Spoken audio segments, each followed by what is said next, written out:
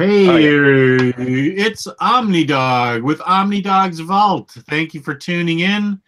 Appreciate it. Tonight we have interview with an Aussie, one of those rare creatures from the upside down part of the world, Australia. Alex, how are you doing?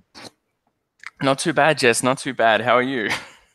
Good. You have your cup of tea there? I do. I do. I have my oh shit. Hold on. Oh, sorry. Is this a PG-13 rated channel? I have Yeah, my it's all right. my Full Metal Alchemist mug here, so I'm enjoying a very nice cup of tea out of it that I heated up in a kettle. It was really good. A Sorry, I kettle. couldn't resist. Well, I pulled my Coke Zero right out of the fridge, so that's what I'm drinking here. Because it's 9 o'clock at night here, and it's Friday night, 9 o'clock at night. Oh, it's 1 p.m. in Saturday here, so it's It's nice and sunny Saturday. outside at the moment. And where's my hoverboard? It's I think they're coming out tomorrow, so you guys might have to wait 2 more days, but we've only got one, so I'm looking forward to it. Awesome. Um, well, I'm always interested. First of all, I'm always interested in your perspective because you and I have gotten to be friends through the chat, Mm. and you know more about American history than I think 99% of Americans do. So you're an interesting guy. Thank you. You also, besides collecting comic books, you also are a huge manga and anime fan. You are, as far as I know, you probably know a ton about feudal Japan, for all I can tell. You certainly love Japan too. I do. Um, let's see. What are other some of your interests that you like sending me pictures of poisonous snakes and I spiders? do. Yeah, I Is that really do. I get a bit of a kick out of yeah, you that. do.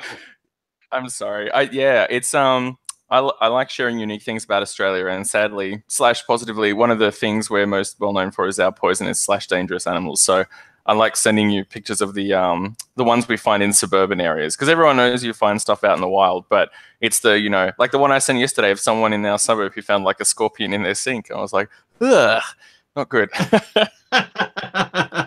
Yeah, now I did say out in Arizona, I've seen scorpions out there, and then I told you that we do have in Virginia there are some poisonous snakes here, but like copperheads, and but then the further south you go, the more poisonous snakes you find.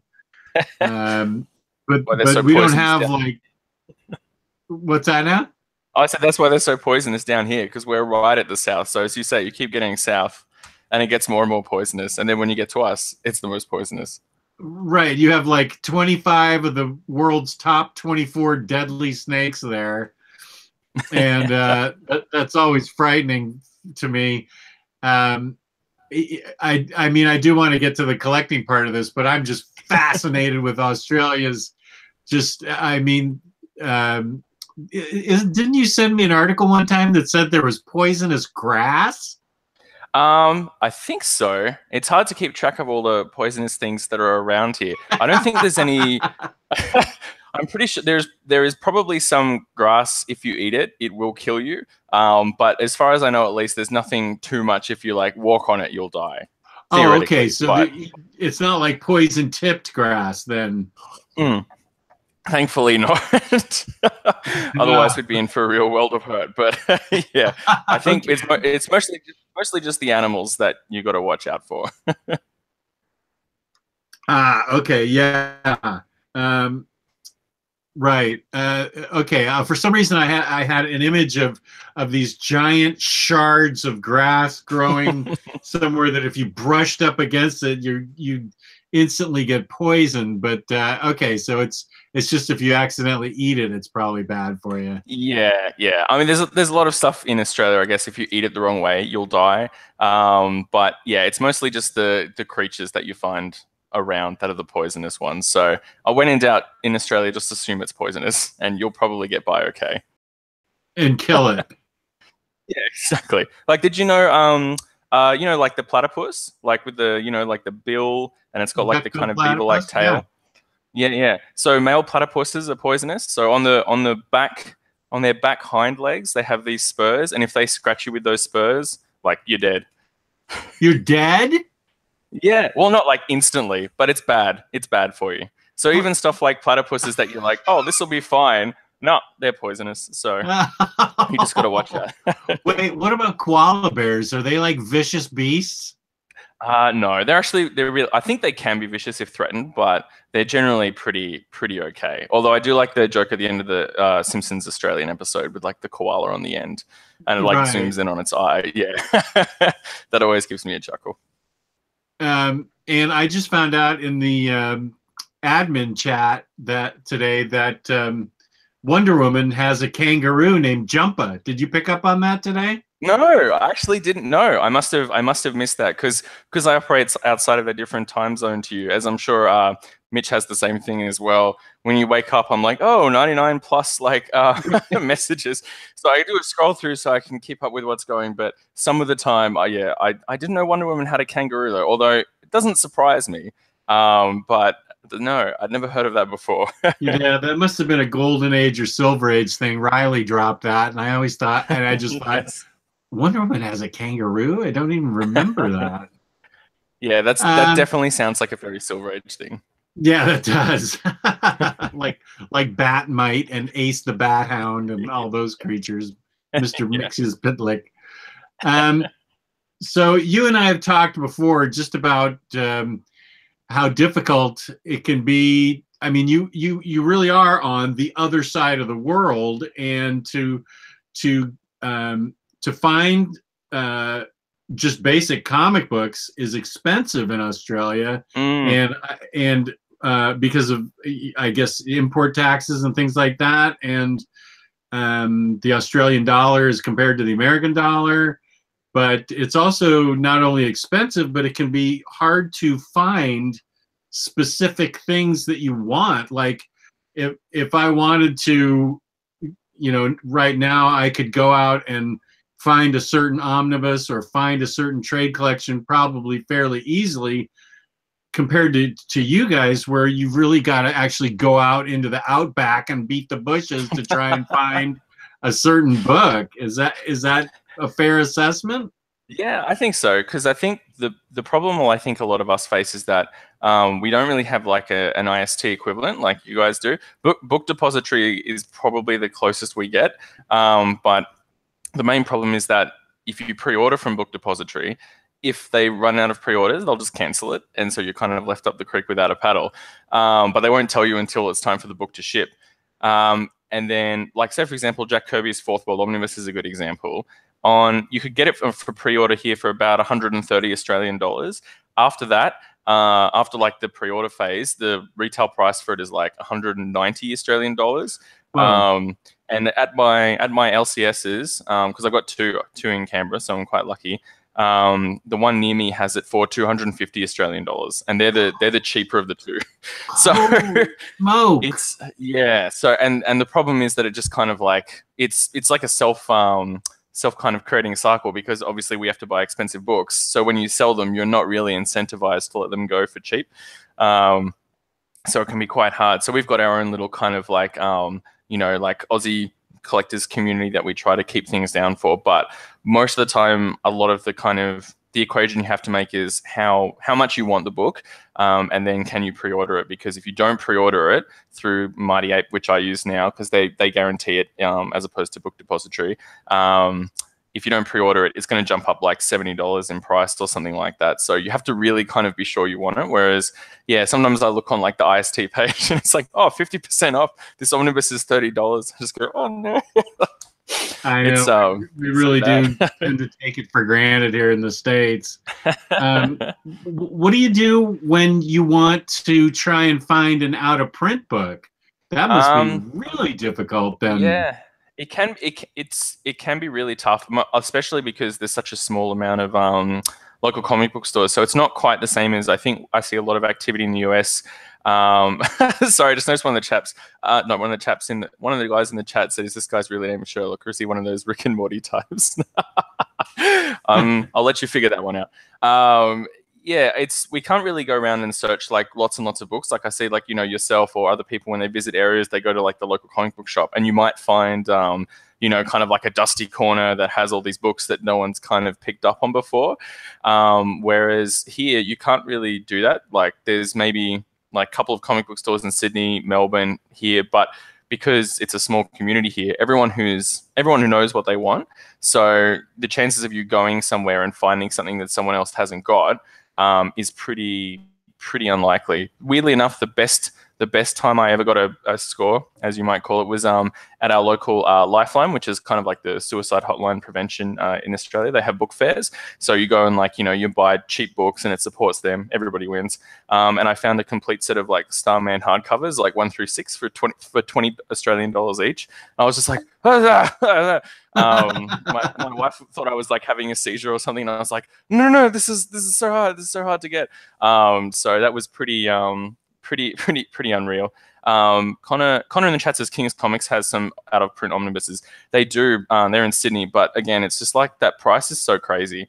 So half the time, like the books we do have available, if we do want them, they're usually just way too expensive unless it's like your kind of holy grail level book and it really means something to you. Most of the time, like I wouldn't pay above $200 for an omnibus, and even then, like I probably wouldn't want to pay more than $150 for it. But you make do with what you can here, unfortunately.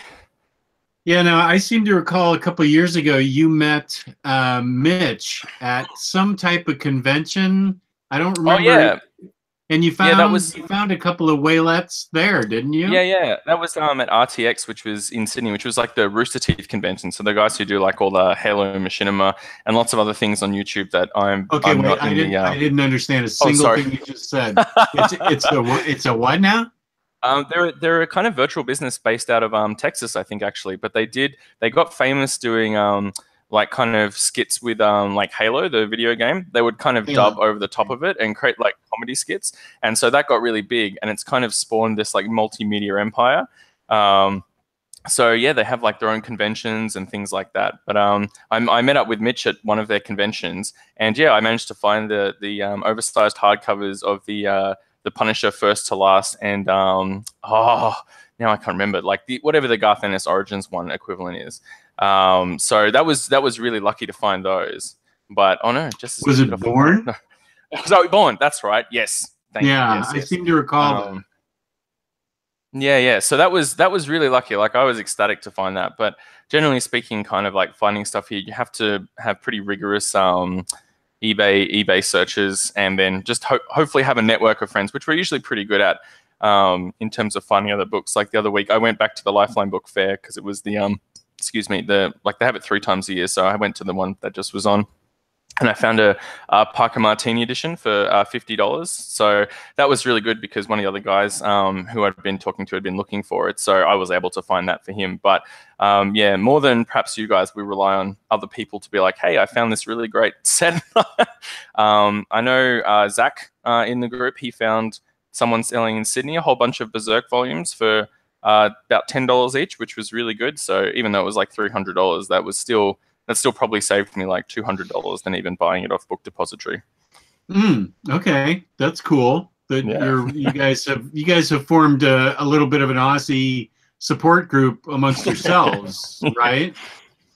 Yeah, that's right. Ryan says, show us your T-shirt. My T-shirt it's a Gundam Unicorn T-shirt that I got from the Unicorn Gundam in Japan. There you go. Sorry. I've just got one on the chat there. But yeah, so we try to keep an eye open for it. And then the good thing is, because Australia's quite a small country in terms of there's only like really a couple of cities you can go to. Like last year, I went to Melbourne, and then my mate Ben was there, and then Mitch was there as well. Like he'd come down for something else, so we all got to meet up and hang out, which was really good. So usually, if we can get to one city, we can all kind of hang up and meet. Because there's only really like 3 cities you can go to. It makes it a bit easier. You just got to time it right. Right. And the most important thing, of course, is an HSP.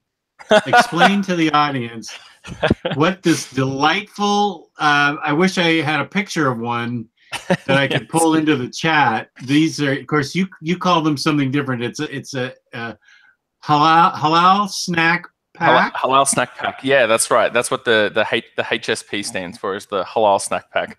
So we have a large kind of Muslim community here in Australia, and one of the best things about Australia is its multiculturalism. Like we actually have our city's multicultural festival running on at the moment. So last night I got to go out and I had some German Kransky and then some pad thai, watched some Shakespeare in the Park. So that was very wholesome. But yeah, the halal snack pack is basically a kind of unique Australian creation where they would get like a lunchbox, and so you get like chips, or as you call them, French fries or fries or whatever. So you put the chips at the bottom, and then you put lamb or chicken or on top. But I prefer a mix of the both, because then you kind of get like different flavors as you're eating through it. And then you put cheese on top of that, and then you put barbecue sauce, garlic sauce, and chili sauce, and then you kind of like serve it all together like that. It's so good. Well, there was a big flavor. It's so nice. Go ahead. What's that? Did Sorry? you have it? You didn't have it last night? No, I didn't. I actually, well, sorry, I snacked off one of my friends. One of my friends had one, so I kind of picked at it a little bit as well. But Oh, I'm trying to stay healthy, and they're very not healthy. They're very delicious though. But yeah, like a good size one kind of just leaves you wanting to sleep. yeah. When you've sent pictures in the chat of these things, they look amazing with Mm. the meat on top of the French fries and the three sauces splashed on there so artfully. I mean, I want to come to Australia just to have one of those. They look so I know, it's great. so good. It's so good. Well, I think I don't know what the rest of the country is like apart from Sydney, Melbourne, and Canberra, but Sydney and Melbourne especially have some amazing ones, and they just kind of like pack them through, and they're so cheap as well.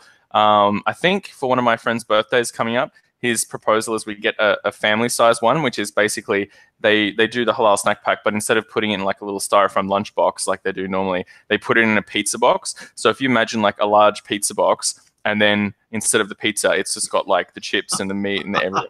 They look unreal. So yeah, I'm excited to try that. Oh yeah, you definitely have to send pictures of that. I'll definitely want to see pictures of that. And I think Mitch told me your area is responsible for the creation of the Freak Shake. Oh yeah, that's right. Is that That's a right? bit of a sad story now, actually, because the business that created it went under because they kind of expanded, like kind of burnt the candle at both ends. But yeah, they near where I used to live, there was a cafe and they created this thing called the Freak Shake, which was like there's really almost like ostentatious, kind of like over the top milkshake. So it's got, like your normal milkshake in there, but then like if there was an Oreo flavored one, it'd have like cream and then actual Oreos on it. And like you try to pick it up, but it's just everywhere. They're crazy. But if you Google search them, you'll get a better idea of what you mean. Sorry, Nick just said in the chat the business went down under, which is a very good pun. Yes, the business did go down under. So I think they expanded in the course of a year. They ended up going to Malaysia, like Singapore. They kind of expanded really quickly, and then they just posted on their Facebook being like, "Oh, sorry, like, not the business is closed. I think it's under new management now, and it's just back to the one shop." Because, but yeah, it was crazy. At one point, there was like a 3-hour wait for them, and people were driving from Sydney to come get them, and then waiting 3 hours. I'd never seen anything like it in Canberra. It was really weird. And didn't they used to have like donuts on top and Yeah, stuff like that?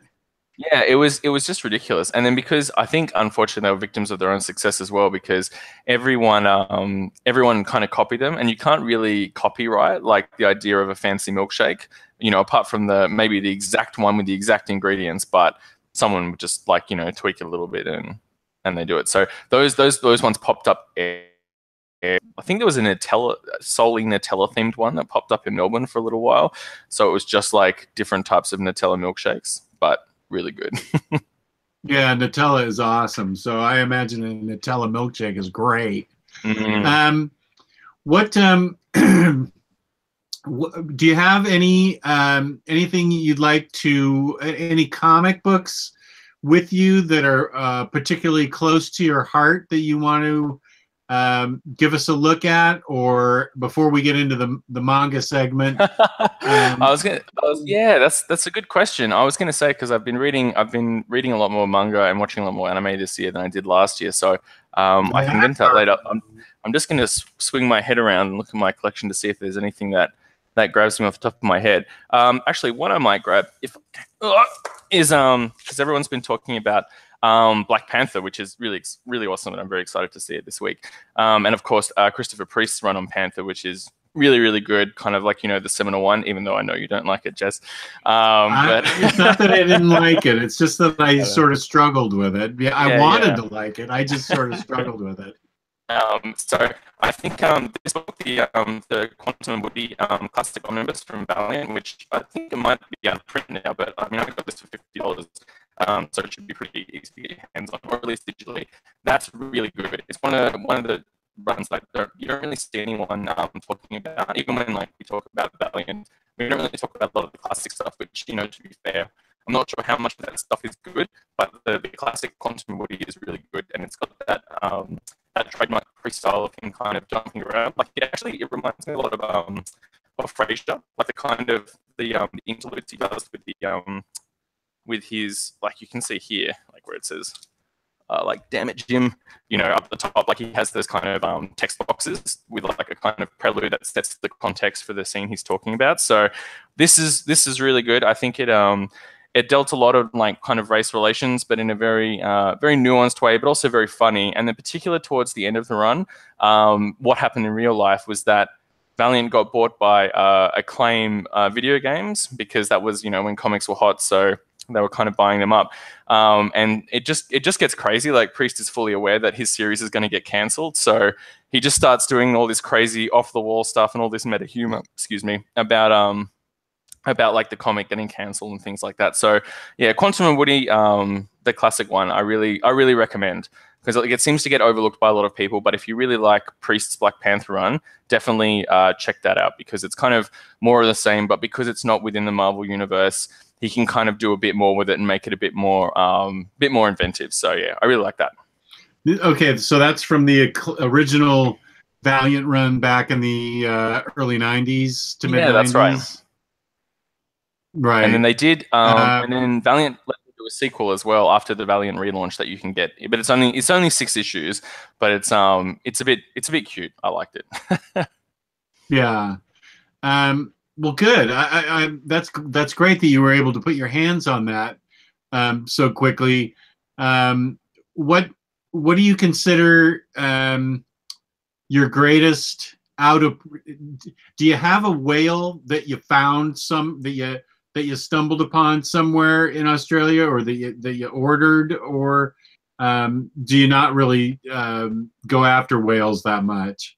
I think I've hit most of the ones that I was after. There was a few ones that I was very lucky in being able to find. I think Death of Captain America, I was looking for that, and I just happened to find that in the secondhand store a couple of years ago, just for like $50. Wow. And I was like, what? Like, what are the chances of that? So that was really good. He's not in the group anymore, but there's a guy in Melbourne called Nam who was just like, I don't know whether he was like a god or something, but anytime I was looking for a book, Nam would just pop up in my chat and be like, oh, hey, Alex, I found this book for you, like on Gumtree or on eBay, for like really cheap.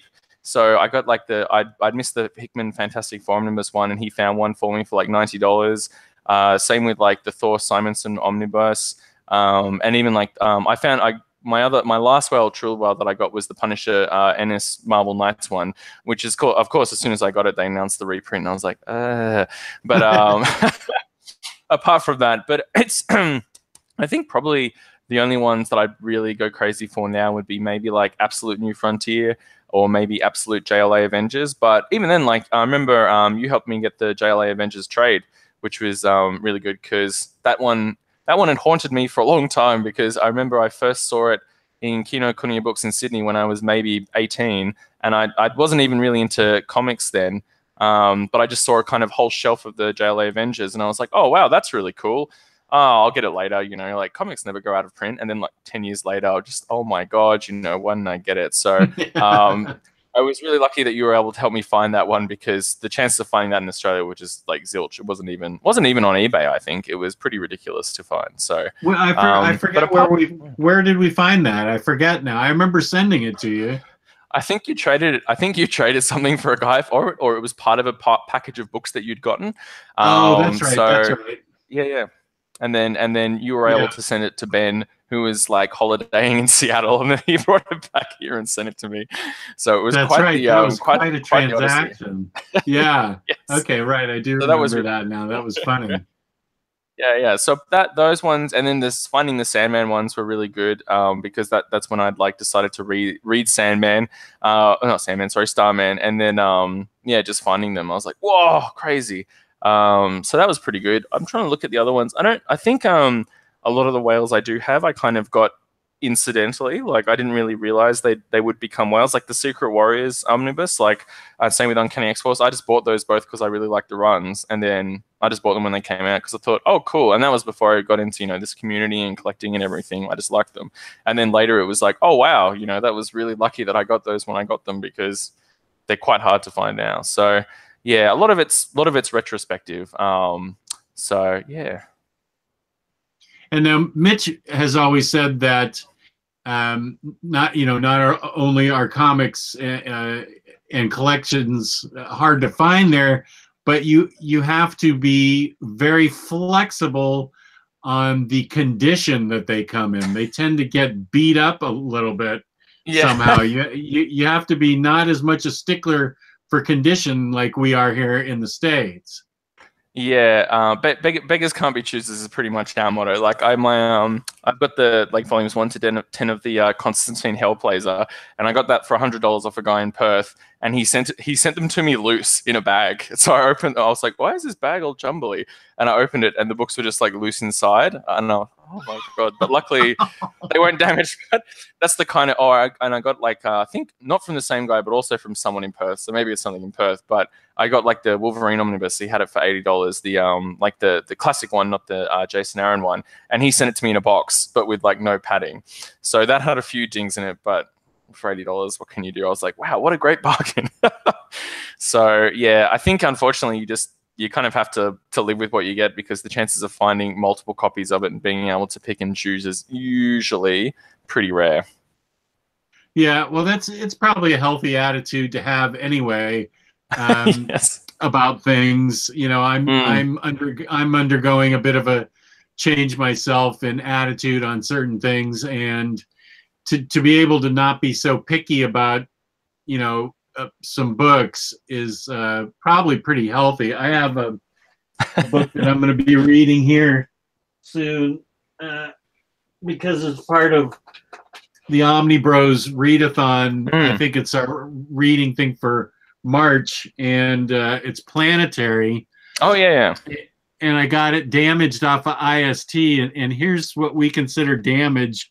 If you can see, the corners are bent right here. Oh my gosh! Oh shit!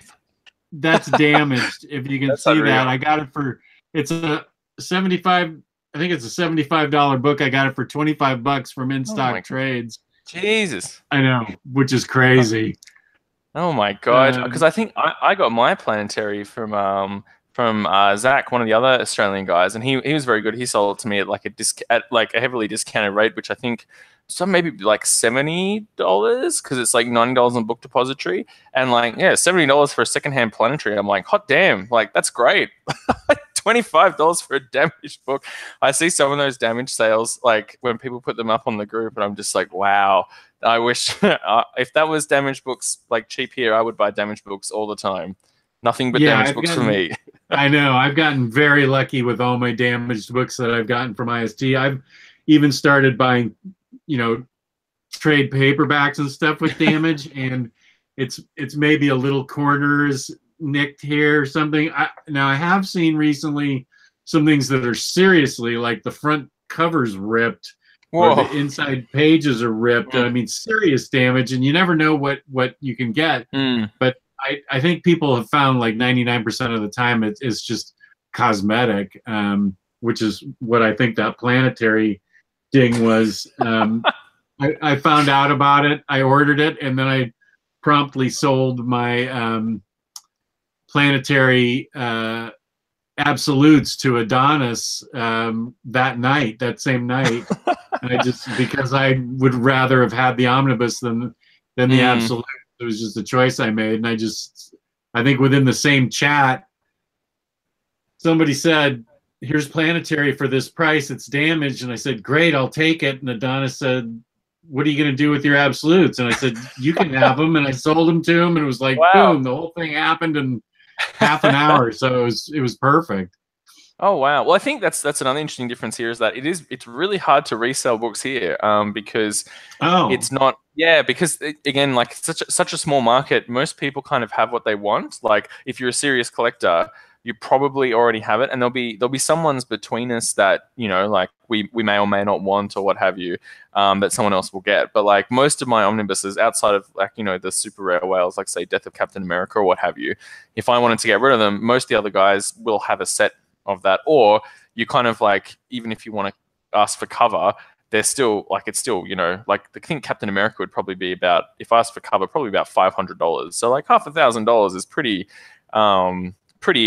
heavy investment to someone to drop on. And then shipping them as well, again, like in Australia, it's just murder. So I've been very lucky that I've been able to do trades with some of the guys, or sometimes sell to friends who live here in the city, where I live, and I've just offloaded onto them. But yeah, that can be a real pain because at least, you know, in the main group, everyone's kind of, you know, if you put a book up, there'll be someone in the continental United States who probably wants it. Whereas here in Australia, you put up a book and then someone's like, yeah, nah. So like trying to get rid of, like, say, you know, if you wanted to get rid of Scott Snyder's Batman trade run, in Australia, you'd probably have to offer it like at least half off for anyone to even try, because otherwise people just say, well, I can order it from Book Depository New and it'll get here, and, you know, I don't have to pay for shipping and rah, rah, rah. So that can be a bit of a pain as well. Yeah. As for damaged books as well, sorry, here's one for you. I got the Remender Punisher Omnibus for $60, which I thought was a great bargain. And I think the back, like maybe the back 20 pages were all waterlogged, so they're all stuck together. oh my gosh. So yeah, which is like horrifying. They're all the extras, so I didn't mind. But that's the kind of thing we have where it's like, I was like, oh wow, this is $60 and it only has a bit of water damage. Like, what a great bargain. Whereas you guys there would be like, $60 for an omnibus. What? You know? Yeah, really. And it's not fresh and minty perfect. Yeah, exactly Yeah. right. And that's yeah, I think the normal Remend Omnibus was 120 at least, and that was when they used to be cheap. There's the comic prices here have gone up. I think I probably started properly collecting maybe about 8 years ago now, which makes me feel old. But when I started, there was like maybe $5 for a single issue. So like remember when DC had the like holding the line at $2.99 thing? Right. That was like I think the books here were about maybe like $4 or something like that, or maybe $5 at the most. And now it's like $6 or $7. So like those the double sized issues here are like $10, and it's just not worth it at all. So I think the only single issues I get now, I get Saga because I started back at the start, so I may as well finish it and then sell it 30 years from now and put my kids through university. And then Action Comics 1000 because, you know, at heart I'm a comics fan, so I probably need to get Action Comics 1000 or I'll just be like, oh. Yeah, I have to get Action Comics 1000. Well, we have one of your fellow kind of down unders. I don't know if New Zealand is considered down under, or is it down over? No, that's all right. They may as well be down under as well. They're a little bit to the right of us, so same as. Yeah, Peter said that he was going to get on here and heckle us a little bit, but I'm gonna heckle him back. He says he doesn't know about Omar's skills, but I pretty much lived my whole life in spreadsheets and DB. Peter, where is my spreadsheet of what can keep track of what I've read this year? You've been promising me that for a couple of months, and I'm still writing it down on binder paper, what I've read. So where's my spreadsheet, dude? Oh man, I wish I was half as good at organizing my life as Peter is at organizing his reading. It is very inspiring. Yeah, he is really one of a kind, definitely. He's still tricking it out. Okay, I'm just so long as it's not November before I get it. I'll have filled an entire pad. So let's get into what do you think you love more? Anime, manga, or Hong Kong movies? Oh God! Oh man! It's like, Is that like I hope when I flip. hope when I flip the coin, it somehow explodes and kills me, because that's a really hard decision to make. Because that's yeah, oh man, I feel like I don't know. It depends on the story, I guess. I really like Hong Kong movies because they're just weird as hell, but like often in very endearing ways. And there's a lot of them, but because they kind of have they originally had a much smaller market, but got to be churned out. They just take really crazy risks that like people in America or Australia don't really take with their films. Like they'll just have weird films about anything. Like I just watched one before this called Throwdown, which was basically like judo solves everyone's life problems. Like it was fantastic because it's there's a guy who's like a bar owner and he's kind of like washed out. And this guy like rocks up and says, "Used to be the judo champion. I want to challenge you to judo." And he's like, "No, I don't." And then everyone keeps challenging him to judo and he doesn't want to. And it turns out it's because like he has an eye defect. But then his master dies and he takes care of the master's demented like son with dementia. And then basically he rediscovers the joy of judo, and then judo solves everybody's life problems. But at the same time, it's like really endearing and heartfelt and wholesome. So yeah, it's I just love Hong Kong movies because they're just ridiculous and over the top, but they have a kind of level of melodrama that you don't really get in Western movies, and it's kind of like it's very melodramatic, but it's also very sincere in terms of like the emotions. People emote very directly and are like, "No, I love you," or "No," stuff like that, which kind of I feel like in lots of Western comics or even like Western fan culture, there's a kind of like a level of irony of like like, well, I like comic books, but they're not for kids, wink, wink, or whatever. Whereas, like in Asia, like Japan, Hong Kong, that kind of thing, they just like stuff, and they're like, yeah, no, I like this. And it's really interesting. I think maybe it's because I'm a guy, but I find the depiction of male friendships really interesting because I think in the West there's kind of like a weird like, oh, like, well, that's like the West came out with like no homo, right? We're like, oh, we're all friends, but we're not gay or anything like that. Whereas in like Hong Kong and Japan, everyone's like, oh, I have these really strong bonds of male friendship, and we're just brothers and we're great and we're in this together, and it's just really straightforward and lovely. So I like that, and I just like Hong Kong movies are really weird and interesting, but yeah, they just kind of fill a niche that nothing else really seems to do. And then of course there's just awesome ones like anything with Chow Yun-fat is just Chow Yun-fat has two guns is a fantastic plot for any movie. And then Peter just pointed out the interesting point about intimacy and male friendship. One interesting fact I found out was John Woo's The Killer, which has Chow Yun-fat in it as a hitman, and it's very Hong Kong kind of turn. He's a hitman and he does a hit, and in the hit he shoots a gun near the eyes of a nightclub singer, so it blinds her. So he's like, no, I feel bad because he's a good hitman. So he's going to do more hits to raise money for her so she can have an operation to fix her eyes. And there's a cop who's tracking him down throughout the film. And basically he and the cop not quite fall in love, but like there's theoretically meant to be a romance between Chow Yun-fat and the female character, but like he has way more longing glances with the cop, and like they end up teaming together to take on the really bad guys. And like the cop basically not quite falls in love with him, but it's like, this is a great man, he's doing great things. And they tried to do an American remake, but apparently they couldn't get past the scripting stage because everyone thought the relationship was homoerotic, and they didn't want to they couldn't figure out how to sell a homoerotic action thriller, so they just canned the American remake. Whereas Hong Kong audiences have like no problems with people being super into each other. So yeah, and as I don't know who Mr. Nage09 is, but he said, yeah, but it's more about strong male friendship. Exactly. It's just like, we're male friends and we're in this together. And I think probably the closest comparison you could do is Garth Ennis.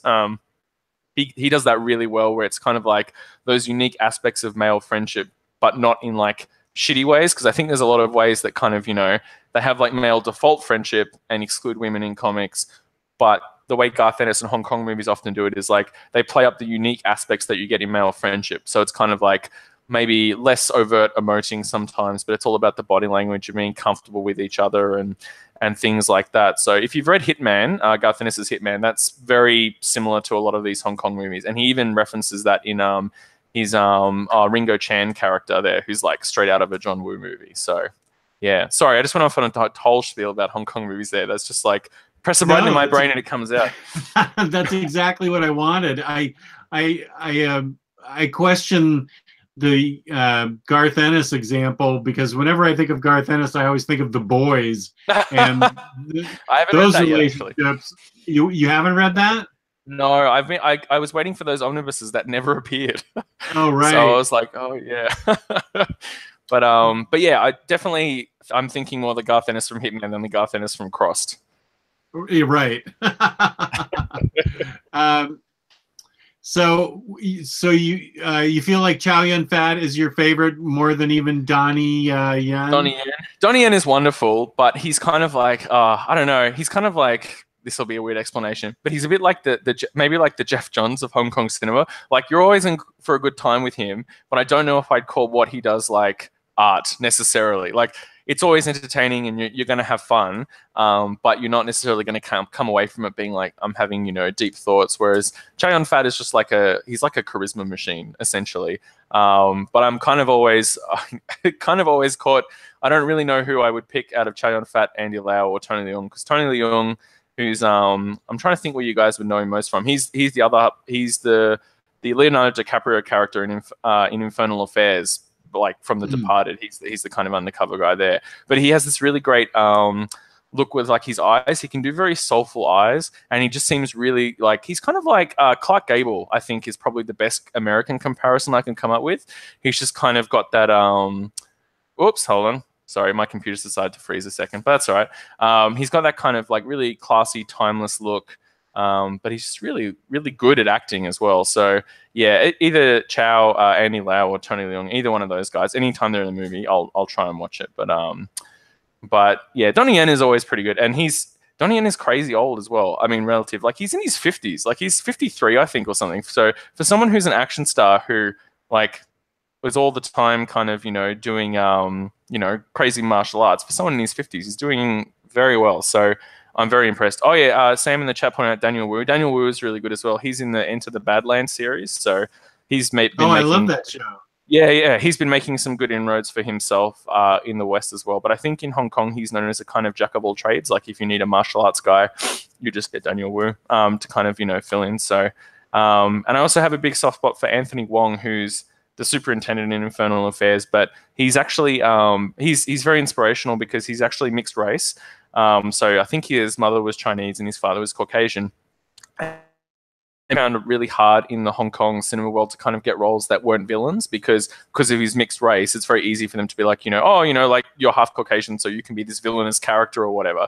So he's worked really hard to kind of get in the place where he can do kind of any role he wants. So he's played heroes and villains and things like that. But he's in a really fabulous movie called Beast Cops, which is a very hard movie to describe, but it kind of culminates with Anthony Wong taking about like 10 different types of drugs, a 6-pack of beer, and then getting in a machete fight. So it's about as wonderful as it sounds, and it's so weird, but like I really really love it. So yeah, I think Hong Kong movies are just really really interesting, and they're really different outside of a lot of wheelhouses that you kind of get used to in the West. And also the stars put like there's a lot more bodies on the line. Like I think I was having a chat with Matt Sibley this morning about it, but we were saying only really like Keanu Reeves and Tom Cruise and maybe the cast of The Matrix really kind of put their bodies on the line in the way a lot of Hong Kong stars do. Whereas Michelle Yeoh, who is in like so many Hong Kong films, probably most famously known in the West for Crouching Tiger, Hidden Dragon. Right. But she's also a Bond girl in, I think, Die Another Day. But anyway, in that, they were like, oh, you're not going to do stunts. And she's done stunts with Jackie Chan where she's like driven a motorcycle onto a moving train and crazy stuff like that. But then when she went to the West, they were like, no, you don't do your own stunts. And I'm like, why would you hire Michelle Yeoh if you're not going to do your own stunts? But anyway, that's just... that's my little bugbear. So, she's in Star Trek Discovery as well. So that was another thing that endeared it to me. That is a selling point for me because I've been putting off Star Trek Discovery because it's yet another streaming service here in the States. Oh yeah, it's not that here. It's not that anywhere else. It's really weird. You guys have it on CBS All Access here, but here it's just on Netflix. I was like, oh great. Oh my god, it's so annoying. But I just found out that Michelle Yeoh is in she's in Star Trek, and I love her, and I love Star Trek. So I think I'm going to bite the bullet and subscribe to that streaming service just so I can get Star Trek Discovery. it's $6 a month. I get it. It's only $6 a month. But when you get like 7 streaming services like I've got, Yeah. because you've got me on Crunchyroll Oh too, yeah, sorry. and then I've got I'm on these Netflix and HBO Go. It starts to add up, and that really annoys me with Mm. CBS All Access. I have to say that it's really it does bug me a lot. But now that I found out she's in it, I just found that out this week. I think I Oh. am going to go for it. It is really good, but the good news is it just finished its first season, so theoretically you could subscribe for 1 month and then watch it all and then unsubscribe until the next season comes out if you want to be Oh, I tricky like about it. that strategy. Yeah, because I don't really Good. know what else is on that streaming service. I think maybe there's one other show that I've heard about coming out there, but yeah, I would just like binge it and then unsubscribe again. So you pay $6 for it. Nice. Good. I'm glad we had this little chat. Yeah, me too. Good. I'm excited. That's a good idea. I think I might do that. So we talked about movies. Mm. Your other love is anime. What you've got me watching? I haven't been able to. I had a bad week this week with headaches, so I wasn't able to watch anything. But you've got me started on Full Metal Alchemist Brotherhood, and so this weekend I'm going to catch up. It's shorter, I think, than the other shows you've had me watch. Those episodes were like an hour Um, long. These only seem like really? they're half an hour long. All the ones I've gotten you to watch should only be 20 minutes. Apart, well, like not Star Trek, but yeah, all the Cowboy Bebop and Shampoo are all 20 minutes an episode. So 20 minutes. you might have just been watching multiple episodes at once. Oh, maybe I was binging them and thinking they were all one Yeah, episode. because they put a bunch of episodes on a disc, so it could have just been you've hit play all, and then it's just started going, and you're like, oh man, how long is this episode? This is crazy. Because yeah, FMA I think it's 64 20-minute episodes. So it sounds like a lot when you say 64 episodes, but because anime is so short, it's really not that bad when it comes to binging it. Because I think I just finished watching 2 seasons of Mobile Suit Gundam Iron Blooded Orphans, and that was 50 episodes. But in terms of time, it's about 2 seasons of Game of Thrones, which isn't really that much when you think about it. No. It just depends like kind of how you ration it out.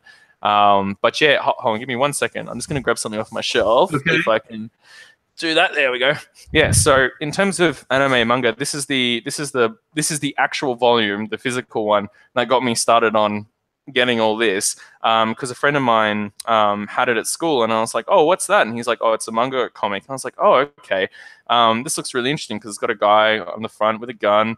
And so I was kind of having a flick through, and then there was this really great panel with the priest Wolfwood where he's been carrying around this big ass cross, and he flips it open and you can see like so he's carrying it there and then he flips it open and you can see here it turns into a machine gun. Oh, cool. So I was like, holy shit, that is awesome, like what the hell is this? So that kind of got me started on like finding out what is Trigun, which is the name of this series. And then like just kind of it just started down the rabbit hole from there. So I started off reading a lot of anime and manga because I think initially it's and it's quite different compared to maybe it's because we live in Australia, not in the US. Because I know in the US, obviously, like comic books are a big part of kind of it's the American art form, right? Like it's a big part of culture and all that. Whereas in Australia, it's kind of like they're around but not as much. And so getting into manga and anime is a lot less intimidating than comics because if you think like, oh, like I love Batman, but like where the hell do you start, right? Particularly if you're in the mid 2000s and you don't have the Omnibus Collectors Group or anything like that to kind of Right. join and ask. So it was a lot easier for me to get into anime and manga because they're kind of, like they're serialized, they're one story. So it's not like with Trigun. Trigun's been going, since 1939 and you have to figure out which ones to read and they're all out of print or whatever. There's just the Trigun series and the Trigun anime. So I kind of went through just kind of really getting into that and watching a lot of those series. And then I got into Western comics through Batman, through Frank Miller and all that. And then recently I've kind of spun back around because as we all know, and as you kind of discussed on your budgeting episode, it's very easy to buy a lot of Western comics. And I think partially the business model behind that is set up to, to encourage that, because I mean it's like stuff with Batman not killing his villains, which is, it's a great moral, but it's also a really good sales strategy not to kill off the Joker, because if you kill him off, what are you going to use to replace him forever? Where if he's coming back forever, everyone's always like, oh my god, the Joker's come back again, how exciting. Yeah. Whereas and like that's not to say anime can't run long, or manga can't run for a long time, and there can't be a lot of it, but I think it's I've kind of drifted back more towards there, because you can kind of get one series, but you don't have to worry about, like missing out, or, like you not getting the good run of something, because like if you don't like, say, Trigun, you're not going to like Trigun, and you can disregard that whole series. Whereas I think we get a lot of kind of like that fear of missing out. If you like Batman, that's great, but there might be a Batman run for you, or there might be a Batman run you don't like. How much Batman should you have? Should you get all of Batman from like 1990 to the present day? Because you can do that, and there's so much of it. So I really started enjoying getting back into anime and manga in terms of it's kind of, I watch a series and it's done. I read a book or read a series and it's done, except for the ones that are still ongoing. But that's the price you pay. But I've really been enjoying Berserk recently, which is I know a big love of lots of people who read anime and manga. But it's I'd watch the movies, because it's a really common thing in anime to kind of do compilation movies to kind of sell topics, or like they'll do a compilation movie of a series and what have you. So I watched the 3 Berserk movies, which sum up the kind of big origin story, and I was really intrigued about where it was going to go. And then they've done a new anime following that, but the animation is really terrible. Just ask Omar. It breaks his heart because he loves Berserk so much, and the animation is really, really shocking. But I got into that manga, and I've been really enjoying it. And it's one of those kind of like, I don't know, I feel like you'd be hard pressed to make those kind of the calls that it makes in Western comics, even in something like Image Comics, just because of the way like it's serialized. But because it's been going on since 1988, I think it's been going on for a long time.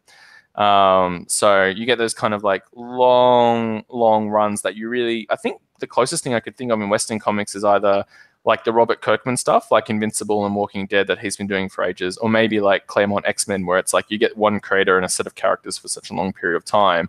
You get real character development, and you get like, real status quo changes and things like that. Whereas I think, you get that more in manga and anime, because you've kind of got one set story, and usually in manga's case, one creator, and they oversee that whole story, and then it ends, and that's kind of it. Yeah, I thought of you today as I was driving. I had a doctor's appointment, and I was driving through Old Town Alexandria on my way to Washington, D.C., and I saw a huge amount of people crossing the street dressed up in all these weird costumes, and I realized that there was, across the river, there was a giant anime convention. I think it's called Katsucon. Oh, right. Katsucon. That's good. It's a 3-day thing set up at the Gaylord Hotel over in Maryland, which is right across the river here from Virginia. And I immediately thought of you, and I said, oh, I've got to bring that up on the show tonight, because I didn't recognize a single costume as they walked across the street. But I'm sure you could have picked out every single one. There was about 10 of them. I don't know. You could have picked them all out. I feel that's the double-edged sort of anime kind of, you getting to know the series, and their kind of fine art is you can feel very out of the mainstream very quickly. Kind of like, imagine if you grew up with Batman, and then if like, I don't know, like imagine if you grew up with like Golden Age Batman, and then 5 years from then it was like the Marvel Age, and you're like, what the hell is this Spider-Man character? Like, that's what it feels like with anime, but every 5 years, because they cycle through like so many of the kind of popular ones. So there'll be some times where I'll be like, oh yeah, I know that character, but there's definitely a lot now still where I'm just like, what the hell is that? And then they're like, it's from this anime. I'm like, oh, I've never heard of that. But we've certainly, I think it's a lot easier now to get into anime than it used to be. I remember back in the day, when I was in high school, what I would do is I'd go to the library and borrow the anime DVDs, and then just like kind of watch those. And I was really kind of limited to what the library had, whereas now you can get, like if I could have told 18-year-old Alex that in 10 years time you'd be able to stream episodes of anime from Japan, like half an hour after they'd aired in Japan, that's crazy. We used to have to wait till it was all done and on DVD. It was just, it was so weird. My Trigun anime box set cost 120 Australian dollars back in the day. and that was for like a 24 episode, 20 minutes per episode series, and that was like the standard price. So luckily, anime has gone down in price, but yeah, I think it's really popular with teenagers as well, and it certainly was popular with me as a teenager because when you're a teenager, you kind of feel like your emotions are all turned up to like 20, and you're like, oh, I have all these feelings and like friendship and like romance, and anime taps into that very well. I think, especially some of the more popular ones. Where it's just kind of like everyone has feelings and they're all yelling about their feelings, and they're not quite the nuanced feelings that you get like as an adult. So I think that's why every kind of generation has its popular anime you have as a kid or as a teenager, and then when you get older, you see things like Cowboy Bebop that just kind of stick around forever because they're kind of like when you're a teenager and you're watching it, you're like, wow, man, Spike is so cool. But then when you're an adult watching it, you're like, oh yes, I can relate to Spike's like nuanced troubles and like outlook around the world. So I think you'll kind of get the more popular ones stick around for a long time, but there'll always be ones I don't recognize because bloody teenagers just be like, oh, I love this one so much, like Sword Art Online. Ugh. I would get into a spiel about that, but I won't poison the show. But I really don't like that one. But it's very popular with the kids, so I don't know. Yeah, I'm like the exact opposite of a youngster where the emotions are all turned up to 20. I'm at the point where my emotions are like, oh my God, I'm so exhausted. I can't even care about that right now. I don't even want to know. My emotions are turned down to like 2. So I'm totally unsympathetic and unempathetic, and I'm just like, oh my God, just leave me alone. The anime of my life would just be me sitting in a chair nodding off probably. So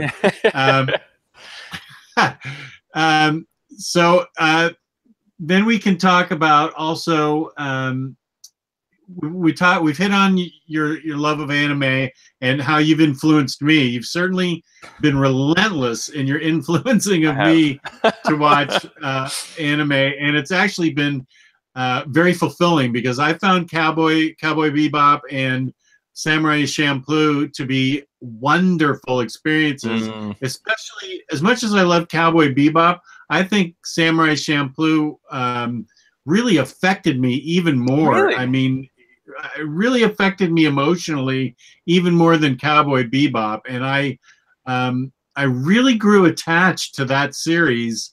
I found it extremely inventive and interesting. The way it used kind of the beatbox hip hop influence in it, I thought was really interesting, and I really got a charge out of that. So I'm looking forward to Brotherhood, Full Metal Alchemist Brotherhood. But yeah, I think Champloo is the one that really stuck closest to my heart. Wow, that's unreal. Because it's not. I mean, like I love Champloo. I used to watch it. Oh, again, like back in the day where we didn't have streaming services, you kind of would have, like as I'm sure you'd only have like X many episodes to watch of something, so it's not like you could say, oh, I feel like watching this show and I'll just put it on. You're kind of limited to the shows you had. So I rewatched, Bebop and Champloo so many times. And I love the eating competition episode. Yeah. Or like that one cracks me up. And it might just be because it's one of the first ones I watched, but I love the English dub on that one too. I feel like they get the deadpan voices really good when and they're handing over the swords, and Jin's like, I simply will not hand over like the embodiment of a warrior's soul, and then they've just like given his swords away, and he's like, oh, and then he doesn't even eat one bowl. He's like, I'm dishonored. So yeah, I really got a kick out of it. But I'm interested that you grew so attached to it because I really, really enjoyed it as well, but it never kind of hit me with the same emotional gut punch I felt from Bebop. But that might be because like my taste senses are naturally attuned to kind of like noir, listening to jazz, walking along, being like, oh, lost love, kind of things like that. Like more like Spike than Mugen or Jin. Sam says that he wants a repeating loop of Jess saying beatbox hip hop influence. Beatbox hip hop influence. Beatbox hip hop influence. Yes, I did love all that. It's very funny. I love the graffiti episode as well, where they have like the graffiti competition, and of course the baseball episode, which is one of my favorite ones as well. which has I don't know if you know that the guy, the guy who goes what's his name, Manzo the Saw, who goes like, for Pete's sake, like that when he appears. He's based off a classic Japanese cinema character, I believe, called Hanzo the Saw, or one of the names is switched, but yeah, it's like a Japanese like cinema reference. So I'm sure I think I Japanese remember you telling me that. Japanese Yeah. yeah, Japanese fans would be like, oh, he's that. But I love the baseball episode where they have like the old man and then the Shiba dog, and everyone Right. dies. Like it's so offbeat, but it's very wonderful. Actually, before we go into anything else, Peter M asked a question much earlier Mm. when we were talking about spreadsheets that I thought was good. He said, about how many books have you read so far this year? Do you have any idea Oh, how many me. books you've read so far this year? Wow. I've read a couple of Including books. I tried. including Yeah. everything. Including everything, because I read a couple of prose books. I read a Japanese translated book called The Traveling Cat Chronicles, which is kind of like scientifically calculated to make you to break your heart if you're a cat owner. It seems like I am, which is about like it's from the point of view of a cat who gets traveling around because his owner's trying to kind of give him away to friends, but not because the owner doesn't want him. There's something wrong with the owner's life, and when you find out what it is and the ending, I was just like, it was very upsetting, very good. But it was translated from Japanese, which is interesting because you could tell the kind of like the way it was written was a very Japanese way of writing. So I read that. I've read how many issues? I've read 14 volumes of Berserk now, so I'm finally up to the bit where I don't know what's going to happen, which is exciting. But it was excellent, but also very heartbreaking reading through the origin because without spoiling it, Berserk is a very tragic series, and the large part of the start is kind of a flashback leading up to the events of the tragedy that's set in motion, the events of the series proper. But it's kind of like watching a train wreck in slow motion. So you see all these people who are friends, and then kind of like how those friendships and relationships fall apart and turn really bad. But because it's done in such good detail and kind of so slowly, you really kind of buy into the friendships that when they're breaking apart. It feels really realistic and very heartbreaking. So I've really enjoyed reading that. I'm trying to think what else I've read. Shoot. I have read a bunch of things, and now I can't remember what they were at all. Well, Which is you don't usually have not a to good remember thing. exactly what you. I was just kind of wondering the volume of what you think Mm, you've burnt through this year. I mean, we're just 6 weeks into yeah. 2018. I've probably read 25 things at this point. Because, Oh my gosh.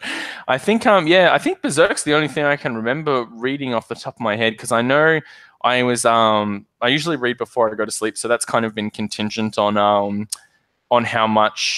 tired I am, and I've had a lot of work recently, so I've been kind of reading like one or two chapters and then going to sleep. So hopefully I'll read more once Berserk goes. But yeah, like everyone here, I always have a huge list of like I'm gonna read this, I'm gonna read this, I'm gonna read this, and then somehow like 10 weeks later you're still reading the first thing, and then you get distracted and you want to read something else, and you go But yeah, so I think Berserk's probably all I've read this year, apart from a couple of other prose books. I'm sorry to say, sorry to disappoint in that regard. no, not at all. You got me reading a prose book, Slugfest, that I'm really Oh yes, enjoying. I did read that as well. That was really good.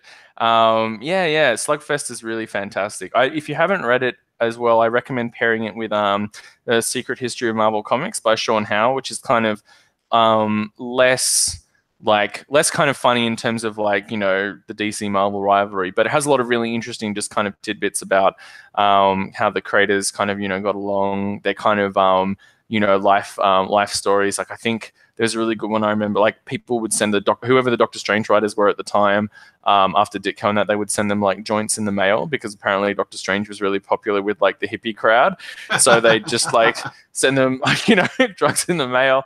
And there was one I remember of like Jim Starlin and a couple of like other guys who would just like pop LSD and walk around New York, and then the stuff that they would see they would use for like the inspiration. I think like for Jim Starlin it was largely for Warlock. So yeah, it was really funny to see those kind of anecdotes pop up. So yeah, Secret History of Marvel Comics by Sean Howe is really really good, and it's very kind of fascinating to kind of see how it all kind of panned out. Particularly you know, considering that Marvel is still like even when Marvel has bad years like they had last year, they're still like the huge proportion of the market share, and they're just like a crazy dominant cultural force. So yeah, but I'm glad you're enjoying Slugfest. It has lots of very amusing kind of side notes. Right. Oh, we've got Tyler Blendon here saying, "Who is this sexy Aussie?" Well, Mitch isn't on the show, so you'll have to put up with me for the moment. You've obviously confused us. Travis asks, "Are there any new books coming out this year that you are looking forward to?" Oh, I'm trying to think. It's hard to define as new. The books that are coming out this year that I'm looking forward to, I'm getting the Hickman Avengers Omnibus 2, which is good, which I've been waiting to read for years because I remember when he started on Avengers, back when I still got single issues, and I read about 2 issues and I thought, no, this is best going to be read in an omnibus format when he orders them the right way, like Fantastic Four. So I've been waiting ever since he started on it for like back in 2013, I think, for him to kind of have them all out. So I'm really, really looking forward to finally reading 5 years later that whole story. Infinite Crisis Omnibus I'm looking forward to as well, because that one's been on everyone's radar for a long time. So that'll be good. The third Perez Wonder Woman as well, so we can finish that off. I'm looking forward to that. In terms of anime and manga, there's a couple of good ones coming out. Sort of the Stranger, not Sort of the Stranger, Blade of the Immortal is getting more omnibuses, which is good. So hopefully it'll be done with 10 or 11. But I really, there was a live action movie of that came out recently, which I haven't seen, which I'm keen to. But I really love the art in that. That's really good. So more of that's good. Full Metal Alchemist is getting its Full Metal editions, which is almost 10 years after the series finished, but it's better late than never. So hopefully those will be good. I'm probably going to have to sell my old versions to pay for the new ones. So yeah, I don't know how to feel about the Full Metal Alchemist ones. They'll be good, but they'll definitely be better if you didn't already own the series. And the other really good one that's coming out is Gantz, the Gantz Omnibus, which is another manga that's been out of print for a while, but it's really good. The basic premise, for those of you who don't know, is essentially there's a guy, he's a real dickhead. He and his mate get killed by a train trying to save a homeless guy, and he's only saving the homeless guy because his friend, who's a goody two-shoes, guilted him into doing it. And then they get hit by the train, they die, and then they wake up in a room in Tokyo with like a bunch of other people who also have just said they just died. And there's a black ball in the room, and there's black balls, like, maybe like, yay high. And then the black ball says, all right, go kill these aliens. Here's a bunch of guns to do it. Go do that. If you leave this certain area or you try to run away from killing the alien, we'll kill you. And so it's a really interesting concept that kind of goes really off kilter from there. But it's really fascinating because because of the premise of the series, characters die all the time. So you've kind of got this constant, palpable sense of fear because every time you get attached to a character, they'll just die. So that's good. It'll be good to have that one back in print. And what's that called? Gantz, Gantz. Oh, okay. I think I have heard of that. Yeah, there was 2 live action movies, an anime series that was only the first arc of the manga, and then there was like a CG movie on Netflix that's like one of the arcs, which is a bit weird. I'm not sure why they did that, but yeah, it's really good. The ending's a bit weak, but the journey overall is very good. Tyler asked, did you see the new Netflix FMA trailer?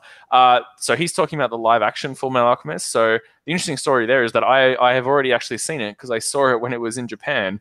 It came out like a couple of days before I left Japan when I was there on holiday last year.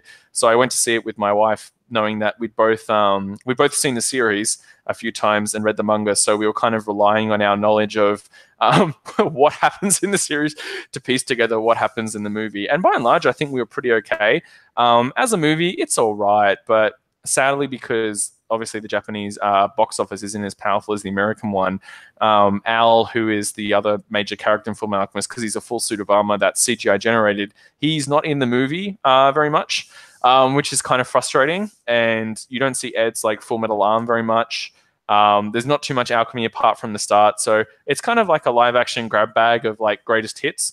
So on Netflix, I would say it's probably worth watching, but for someone like you, Jess, I would probably say it might be better just to watch the series, and then you can watch like the movie as a curiosity. Because if you watch the movie, it might spoil some things that are better kind of like left revealed as the series kind of like slow burns. So it was fun as a fan to watch, because it's kind of like, oh look, I get to see these cool things happening live action. But yeah, in terms of like actual live action movie, it wasn't fantastic. I still probably think Rurouni Kenshin is probably still the best live action anime adaptation, and that probably won't be beaten for a long time, I think. Okay, well, Tyler, good question. Sorry, put a quarter Tyler. in. You put a quarter into Sherlock, and you went right off on that one. Let's see. Jerry Glasso just popped in to say hello. So hey, Jerry. And Test, who I think is Australian, also says, "Because it's ninjas, will you get the Daredevil Shadowland omnibus?" Oh man, as this is the other thing we can't do in Australia, we can't really take punts on omnibuses that like may or may not be good unless you know it's really good. So Shadowland, unless like everyone in the group is like, I thought this was terrible, but it's actually fantastic. All I've heard about Shadowland is not good to not very good things.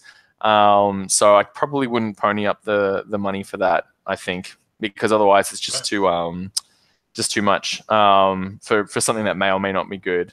And again, as you guys discussed, I'm sure in your budgeting one as well, like it's very easy just to be like, oh yeah, like this book could be interesting, just buy a book. But if I'm trying to live by if I don't need it and it hasn't got good reviews and it doesn't really feel like a hole in my life, then I'll pass. So no Shadowland omnibus for me. Yeah, Tess says it's actually beautiful art.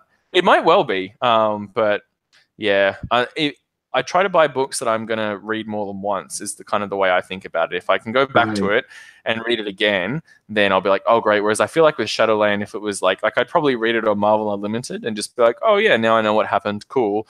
But unless I really feel like a real urging to relive those moments, I can't really imagine myself going back to read it.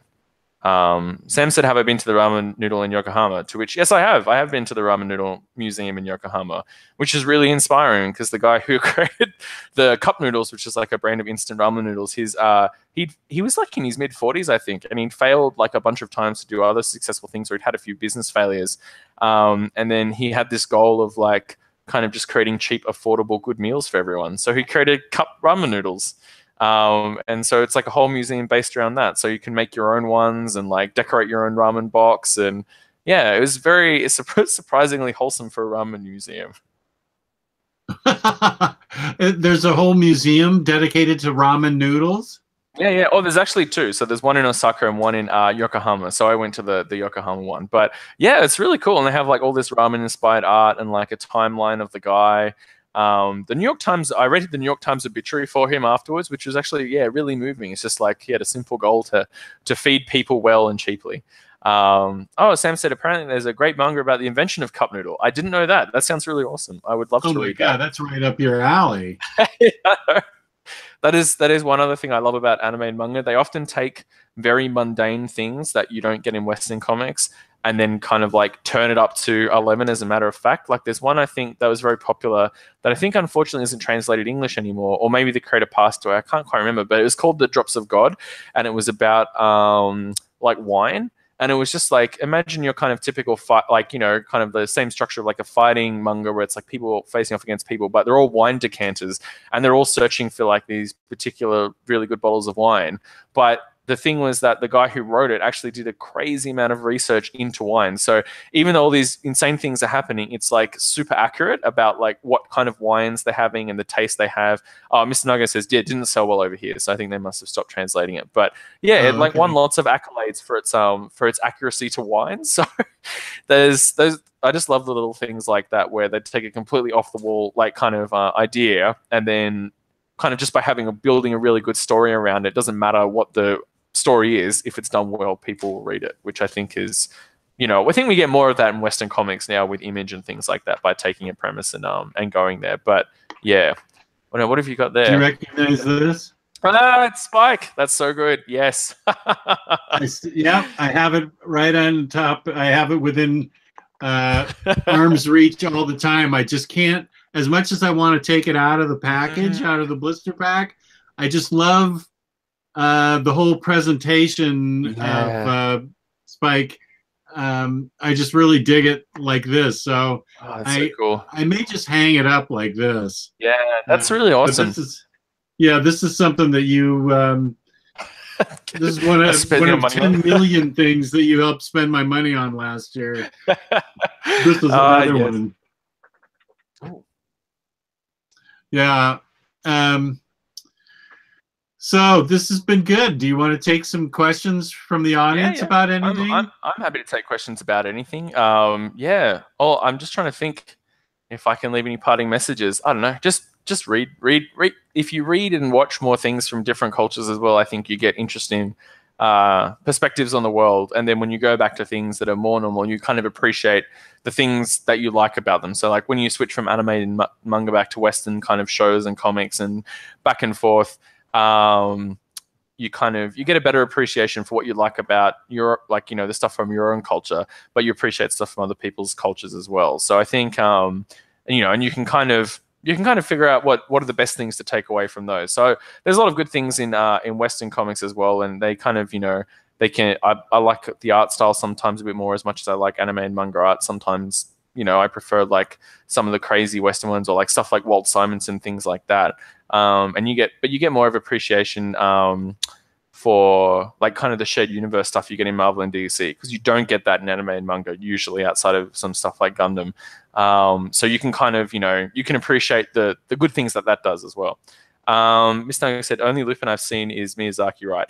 Yes, that's right. So Lupin the Third is I know of it in terms of like manga history. Basically, he's like a kind of like a suave thief. A lot of Cowboy Bebop is actually based off Lupin the Third. If you look up Lupin's character design and compare it to Spike's, they're very similar. Jet is based off Lupin's like best friend as well. So there's a lot of Lupin, like a lot of idea of Lupin I want to write, want to read, or watch. But I've yet to find someone say this is the best version of Lupin to start with because there's so much of it. So I do want to see more, but no, I've only seen the Miyazaki one. Pon Adidas said, "What's your favorite Green Lantern?" Oh, that's a tough one. I don't know. I really like Hal Jordan, but that's only because I've really only read Jeff Johns' Green Lantern and Omega Man. So you can't not read Jeff Johns' Green Lantern and kind of like say Hal is your favorite because he's really like he's awesome in that. But I really liked Tom King's version of Kyle. But I think probably Hal is probably still my favorite one though. Between that and the Tom King like single issue in Dark Side War, that was really good. Really enjoyed that. Philip said, already reading Vinland Saga and Berserk. Any other manga suggestions for a beginner? It's like, I don't know, it's like getting into comics. Like, it's not so much like you should read this manga or read this comic. It's more like, what stories do you like? And then find the comics that are about those stories. So, I mean, I like lots of different types of stories, but I really like samurai. So I tend to find, myself reading more samurai titles. So, like, if you like Usagi Yojimbo, you can probably read Vagabond, or you can probably read like Blade of the Immortal or something like that. But if you don't like samurai, it doesn't matter how good a series is, you're still probably not going to like it. So, outside of Berserk and Vinland Saga, if I were to recommend another couple off the top of my head, probably Pluto by Urasawa is really good, which kind of answers Ms. Naga's question. Are you going to get Jess to read any Urasawa titles? Jess, you should read Pluto because it's only 8 volumes, so it's really cheap to get. And it ends, but basically it's kind of like think like Astro Boy via Watchmen. So he takes an existing Astro Boy story and kind of like blows it out to like that's only 1 volume, blows it out to 8 volumes, but he kind of makes it more realistic, but not in a way that loses sight of what makes the characters good. So yeah, in like the original Astro Boy one is like this another robot murdering robots, and Astro Boy has to fight him, even though he's the toughest robot. But what they do in what Urasawa does in Pluto is kind of like brings in questions, of like robots' places in the world, the robots getting murdered, like why they're getting murdered. Is there a double standard for robots and humans? What does that mean? And he throws in some, like Iraq War analogies into it as well, So it packs a narrative really full of kind of extra stuff that wasn't there. So Pluto by Urasawa is really good to kind of start with. Death Note's really good as well because you can get that insane done in one volume. That's right. like I have that on my shelf. yeah, which is really, it's a really, really excellent, fun story as well to read. Lots of good twists and turns, but that's really cheap. So, but the good thing about anime and manga is they adapt a lot of manga into anime, so you can usually get anime cheaper, kind of streaming than you can buying the manga. And they're doing a Pluto anime this year, I think. So usually, if you like the idea of a manga, see if there's an anime of it, and you can probably watch that anime for cheaper than you can for buying the manga. Buggy said you enjoy slice of life mangas such as Usagi Drop. I like the idea of slice of life, which is like, for those of you not aware, is kind of like just like day to day. It's just like depictions of people's like day to day life.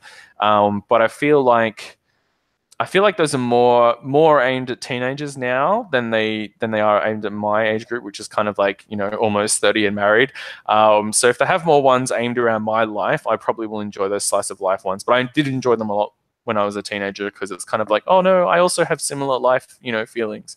But when you're an adult, you're like, don't worry about it. You're fine. Your kids will be fine. Stop worrying about your future. You'll be all right. So yeah, I do like slice of life stuff, but it usually has to have a twist to kind of get me into it as well, like Melancholy of Haruhi Suzumi or Your Name. So like slice of life, but with a bit of extra stuff. I need to see Your Name, the movie.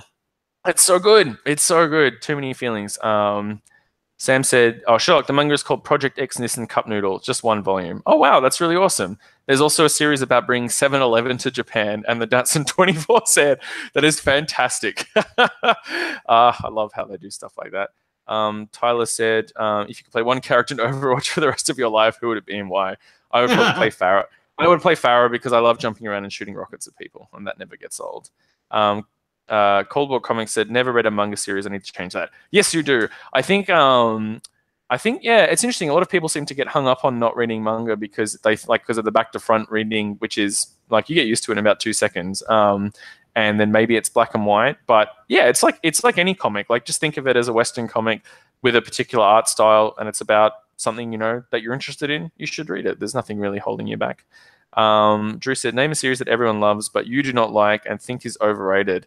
Oh, I hate getting into these these dark kind of ones. I don't know. There's not too many ones that I think are overrated. I'll give you Marvel Boy by Grant Morrison. I don't know, not everyone seems to like that, but I had someone who really liked it, and I was like, Which I read one? Marvel Boy by Grant Morrison, yeah, because he's in Young Avengers, and then Morrison did a mini, which was actually where he comes from, and I read the mini, and I was like, wow, I like Grant Morrison, I like Marvel Boy and Young Avengers, and I hate this series. It's just like he's just such a jerk in it. I don't know. So that's probably that's probably it. Oh, sorry, the real one, Identity Crisis. I hate Identity Crisis so much. There's so much about it that I don't like. But if I could boil it down, it's basically, I feel like the premise of Identity Crisis is it's like trying to have your cake and eat it too. It's like, look, we can like superheroes are for adults. Let's make it adult by throwing like a rape murder mystery in there. And it's like, right. Whoa, like totally doesn't work for me. So I'm not a fan. Yeah, we did a whole Omni Bros show on it and ripped it apart. Excellent. I have to find that one and watch it. That's so good. So yeah, not a huge fan. And Adidas said, what's the biggest whale I'm looking for? I don't know. I'm not really anything in the moment. I think we said, early in the show, maybe Absolute like New Frontier or Absolute JLA Avengers, but that's kind of like, if I find them, nice. If not, I've got them both in trade paperback, so I'll be okay. Andrew said, if you ever go back to Japan, go to Yakushima Island. It's the moss forest island that Princess Mononoke is based off. Beautiful and just like the movie. Yeah, that's really fabulous. Have you seen Princess Mononoke, Jess? I haven't. Oh, well, you definitely should. It's really good. Yeah, it's really good. It's a really annoyingly often credited. There's a quote from Steven Spielberg that gets used to promote it, and he says it's the Star Wars of the East, which is about as wrong as you can get about it. It's really good because I'm like happy for Steven Spielberg to promote good things, but describing Princess Mononoke as Star Wars is totally off kilter because it's not science fiction. There's no binary black and white. It's all about nature and our place in it and the modern world. So I really don't know where that quote comes from, but it's like a lot of Miyazaki stuff. There's no necessarily good or bad guys. It's just kind of him being like, here's a really cool story about humans dealing with the modern world and nature and things like that. So yeah, definitely watch Princess Mononoke because that's one of the ones I think that they're doing the screenings of this year, right? Yeah, I that think I tagged you in. There Did I you go. show It's you this it's my already? wife's favorite one. Ah, No Face. Yes, I think you did. And you put the little coin and he Yeah, goes, "Ah." yeah. You put the coin in. Let me get my speaker near him.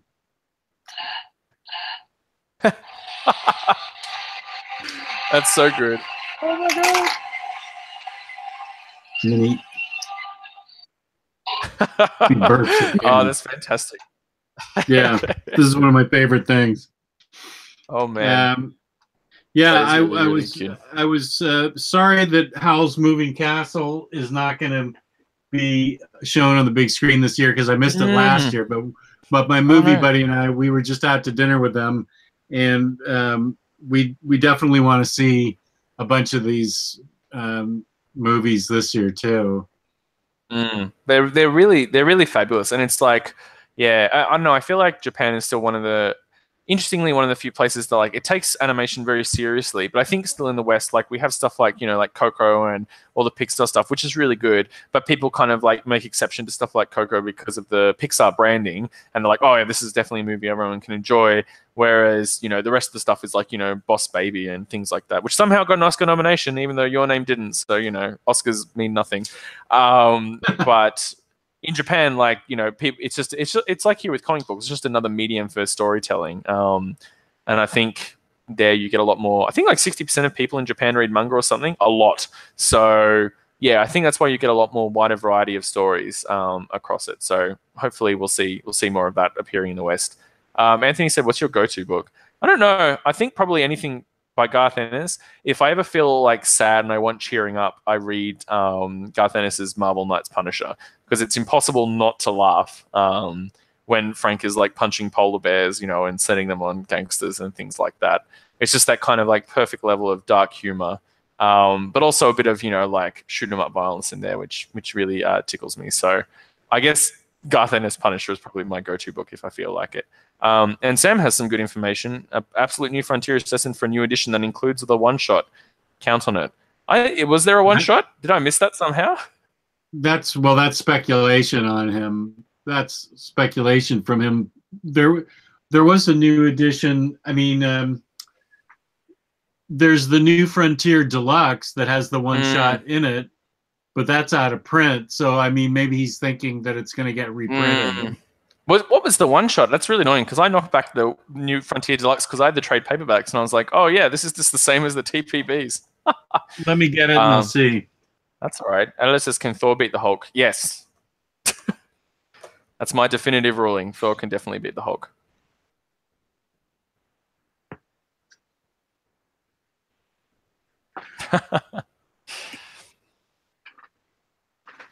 That would be this. Yeah. Let's see. Blubbity blubbity blah blah blah blah. The special deluxe edition collects the original 6-issue miniseries together with the never before collected Justice League: The New Frontier special. Oh. Well, I guess I have a new whale then, don't I now? Yeah. Oh my gosh. I forgot how many great extras there were in the back of this book. You're driving a knife into my heart, Jess. Oh, look how beautiful this book is. Oh no. Oh no. I think I want to read this book again. It is a pretty fab book. It's another great Hal Jordan Green Lantern book, actually, I might add. I think he works very well in that. He's much cooler when he's a fighter pilot than when he's an insurance salesman, to be sure. Oh, yeah. No, I totally agree on that. Buggy said Slam Dunk. Yeah. Yes. Buggy said Slam Dunk is great if you're feeling down and need to pick me up. Slam Dunk is a basketball manga that was insanely popular as well. Another one of those great things where it's like, they just take if you did a Western comic book about basketball, I'd be like, man, I don't care about basketball. I have no interest in it. But somehow with manga, they seem to take these things that are very like kind of offbeat and turn them into compelling stories. So maybe it's like the Friday Night Lights of basketball. I love Friday Night Lights, by the way. Have you seen Friday Night Lights, Jess? I haven't. Oh my god! No, it's all about Texas high school football, right? It is. It is actually the book that it's based off was horrifying in a very interesting way. But the TV series is really good because you think it's one thing and then it becomes another couple of things. But I've never cared about American football before until Friday Night Lights, and then subsequently the Super Bowl this year. So it was good work, Eagles. It's a good series. I definitely recommend it. Hmm. Yeah, it's very popular. I know that it's got a huge audience that like it. Um, let's see. Yeah, this deluxe definitely does need a reprint. Monster. Hey, there's Kong Fuzi. Yay, Kong. There we go. He says I've read read Monster. Monster Yeah, before. I'm I've read surprised he that. hasn't recommended one. Because Recommended what now? One Piece, Kong in our otaku subgroup, which everyone should definitely join if you like anime and manga.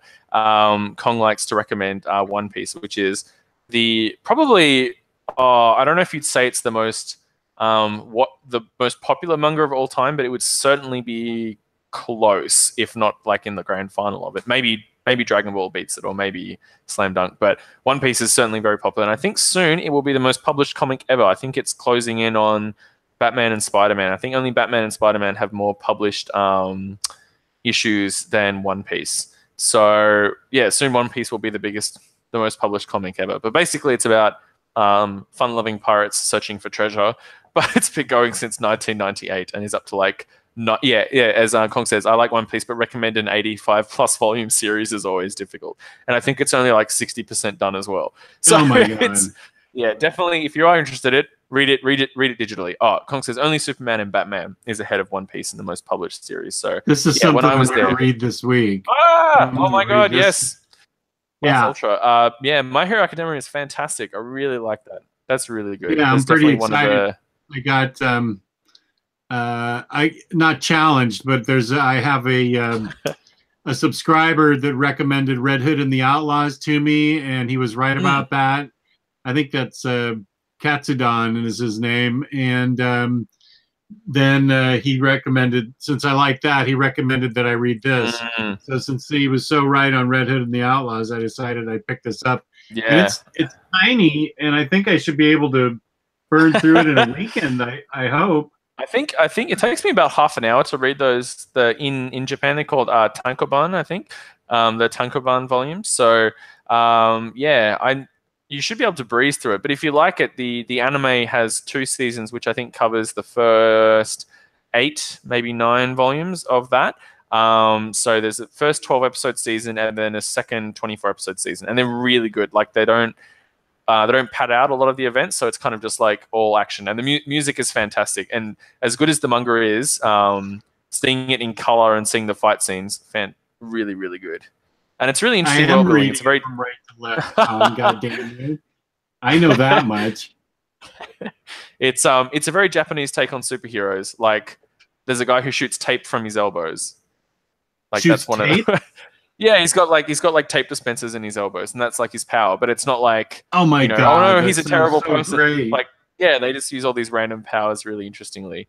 Um, Cobble says the manga of One Punch Man better than the show. I actually haven't read the manga, so I can't comment on that. Sorry, but One Punch Man is really really fabulous. Um, Kong said the art of the manga of One Punch Man is really detailed. Yeah, the artist is a god. I think it is meant to be very good. But yeah, My Hero Academia is really really fun. It's basically just like Japan does the X-Men, but with all that kind of entails. So there's all these kind of Japanese kind of quirks to it.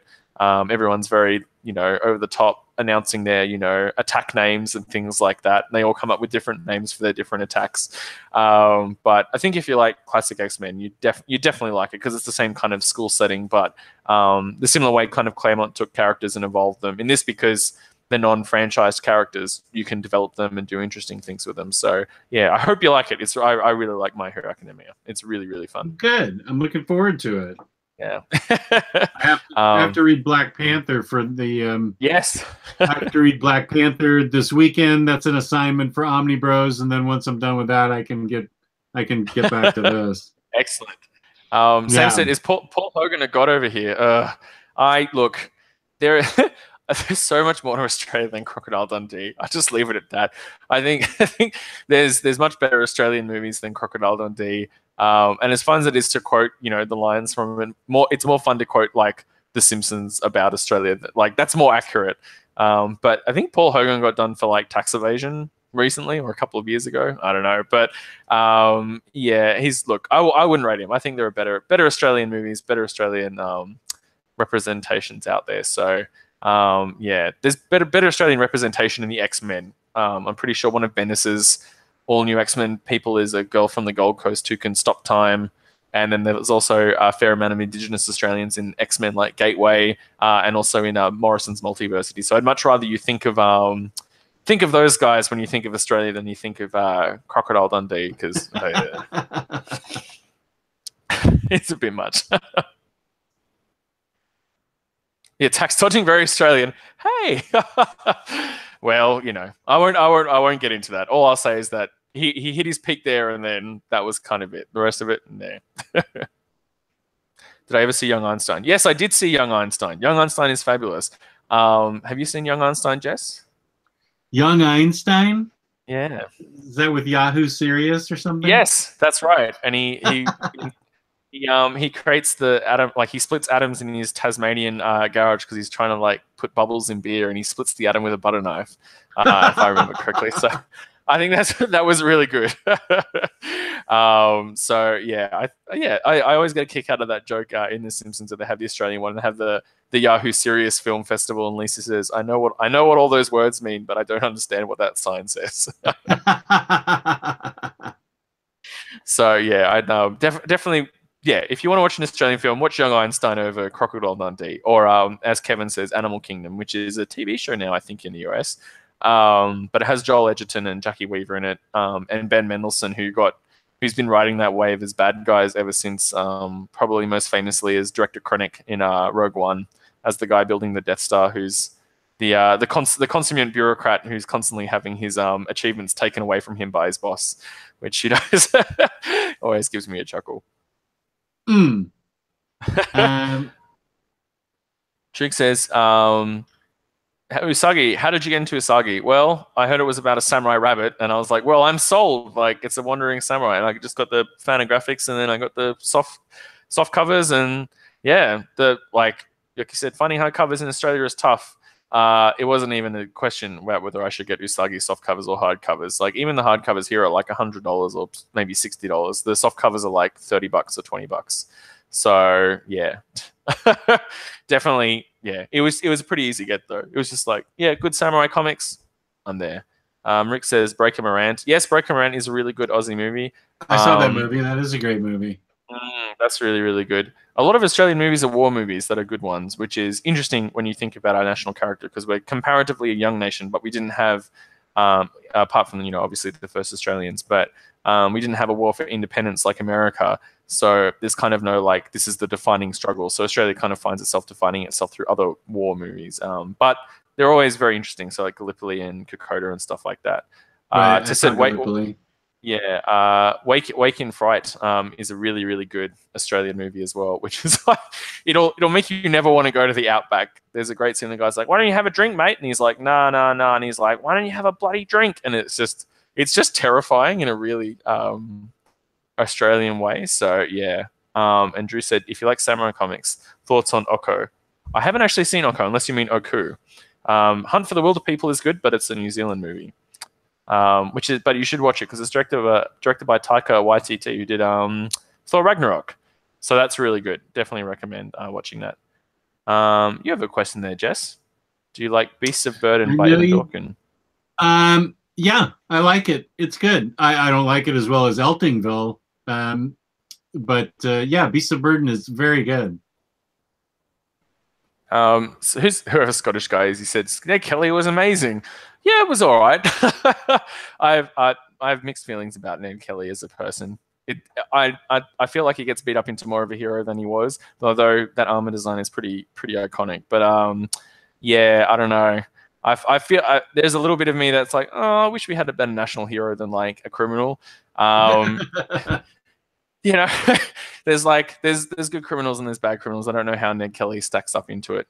So yeah, I always have a bit of mixed feelings about that guy. But Oko is about a samurai that fights the occult. Oh, right. Okay, that could be interesting. I have that one, but I haven't read it. It's one that's upstairs. It just came out within the past month, I think. Oh, right. Okay, that might be why I haven't heard of it. But yeah, if it's got a good gimmick and it's written well and it's got good art, I'll probably give it a go. But the other thing with manga is that it can go on forever. So I tend to like to read them when they're being re-released in omnibuses or there's a long run of them because reading it like volume to volume can feel very slow. So it's yeah, like it's like reading comics like trade paperback to trade paperback. Sometimes you can just get like by the time you get to the next one, you've forgotten what happened in the last volume. Yeah, right. This is a more. I think this is more of a conventional Western style book. Although I think it might be in black and white. It reads left to Oh, right.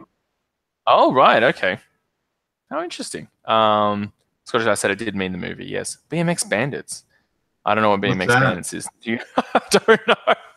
Apart from people who do BMX, who are also bandits, I have no idea what BMX Bandits is. No, I Maybe don't I've just either. failed some hidden Australian test where everyone else knows what BMX Bandits is. You And filthy embarrassingly, I don't. casual, you. Yeah, I know. I'm a fake Not even a Australian. real Oh dear. Australian. Did you enjoy your 24, what is it, 20, what are they called? The 24 something pies? Now I've forgotten their name, embarrassingly. Oh, Nicole Kidman's old movie. I haven't seen BMX Oh, Bandits. my Australian meat pies. Mm. Yeah, I'm enjoying those. They're great. Oh, good. Excellent. I had some the other week actually because I was like, oh, I should really I know you'd gotten them and I was like, I actually haven't had a meat pie in forever, so I went and bought myself some. So I had some tomato sauce, bit of mashed potato on top. So good. Mashed potato on top. Okay, that sounds good. Mm. And tomato Mm. sauce is what you call ketchup? Yeah.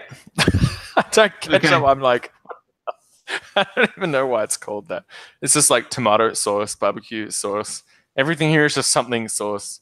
I'm like Mr. Burns. I'm like, you here to solve my ketchup problem? Like, I don't understand. It's just tomato sauce. Mr. Naga says, "Have I seen Harakiri: Death of a Samurai?" I haven't seen either version, unfortunately. Although I do have the Takashi Miike remake on DVD, but I haven't seen it yet. But I do want to. But I heard the remake wasn't great. But yeah, unfortunately, it's like with comics. There's so much to read and watch that you're like, I want to try everything. But yeah, it's so hard. Scottish guy said, "We all know there's only one Aussie show I watch, Neighbours." Have you ever heard of Neighbours, Jess? You know what I Neighbours is? I think you told me about it the other day. Is that where Keely Minogue came from, or whatever her Yeah, name is? yeah. It's a long running soap that to me is kind of inexplicably very popular in the UK. Like it's really popular there, that and Home and Away, but they're kind of like just soaps that have been running for like 40 years or something.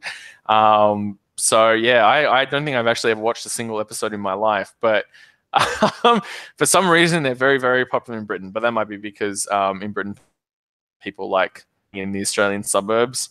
I really don't know, but it might the same way. Maybe I guess people here watch like the Real Housewives of whatever X area you want to choose. It might be the same way British people watch Neighbours. So yeah, Is Neighbours a British show or an Australian show? no, it's Australian. But it kind of really Okay. plays up like yeah weird stuff. But yeah, that's where Kylie Minogue came from. She's a very popular character in the 80s on it, I think. But that she got married, and that was apparently very famous on the show. But that all happened before I was born, so Mm. I don't. I only know of it in the collective cultural conscience. Oh yeah, the Scottish guy says Margot Robbie is actually from Neighbours as well. You can look up her first appearances. She was, I think, she was a schoolgirl on Neighbours originally, and then thankfully she's gone on to better and brighter things from then because she's a very talented actress. Much too good for Neighbours.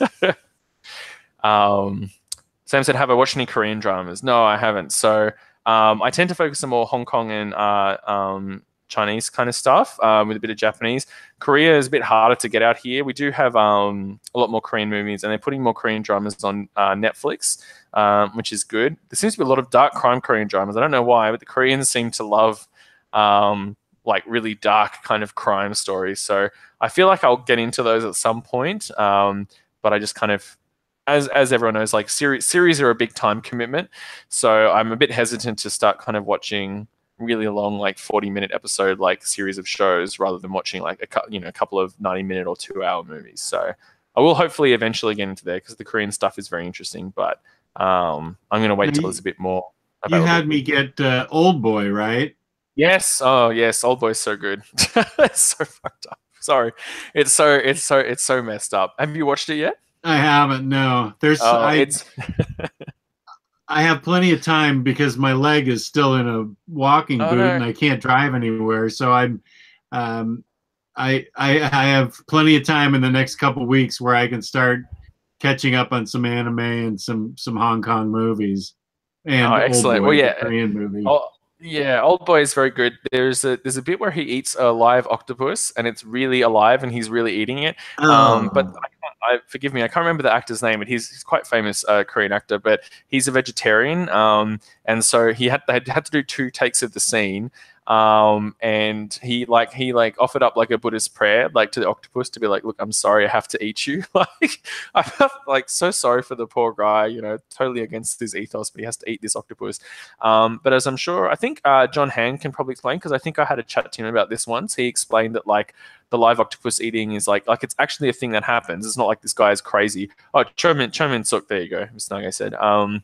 It's like it's a dish with particular connotations and like life affirming connotations. And the context in which this guy eats the live octopus, it makes sense that he would eat it. It's kind of like for lack of a better thing, it's like when Tony Stark gets back from Afghanistan in Iron Man 1 and he's like, get me a hamburger. Like, it's that kind of like, he wants some like comfort American food. And so in Old Boy, when he eats the live octopus, it's kind of like a similar thing where he's having this really life affirming meal because the events that have just occurred like have really kind of shaken his ability to live. But it is a hard scene to stomach. God, I know John Hans had a live octopus. I just don't think I could do it. It No. makes me want to throw up right now just thinking about it. Yeah, I like to think of myself as pretty adventurous eating, but I would just any animal that's fighting back against me while I'm eating it, I just want Yeah, I'm out. exactly. Yeah. So yeah, I think that's a bit too much. Kong said he rewatched the Raid 1 today, which is really good. If you like, did you see the Dread movie with Carl Urban?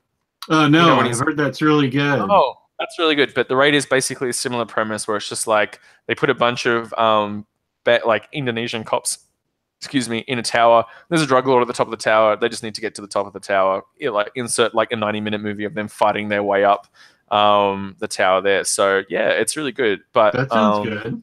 yeah, it's very very awesome, and it's really interesting because it's Indonesian. It's kind of like another extra flavor that usually you don't kind of see on the international box office because even Asia seems to be dominated largely by like kind of China and Japan and Korea, but a lot of the Southeast Asian countries are finally being able to put out some more movies, which is really good, I think, because the more kind of different takes on stuff you get, the more you learn and the more interesting life is.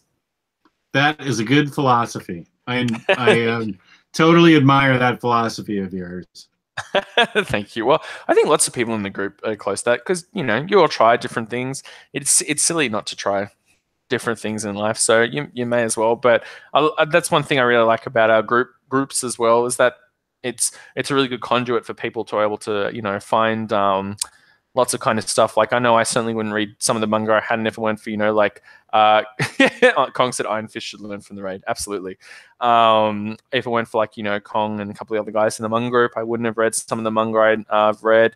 If it weren't for like Ice, I wouldn't have gotten half the Blu-rays I have or had the knowledge of where to get them from. So yeah, I think it's really good. Like our community kind of it's that it's good that you're able to kind of bounce off everyone and kind of get all these different ideas. And of course, like we get to learn more American things from you guys as well, which is always interesting. Ice must have an insane collection of DVDs. Oh man, I would love to see it. I would really love to see it. I think he must have something crazy. I don't know how he manages to watch it all either. I've barely got enough time to watch like them as I have, and I'm still like, oh, I need more. So that's my new hobby is collecting Hong Kong movies because at least out of print Hong Kong movies are like $40 if they're really outrageously priced. Yeah. Whereas it's like, oh, that's like a standard comic book price, so it's a bit more affordable.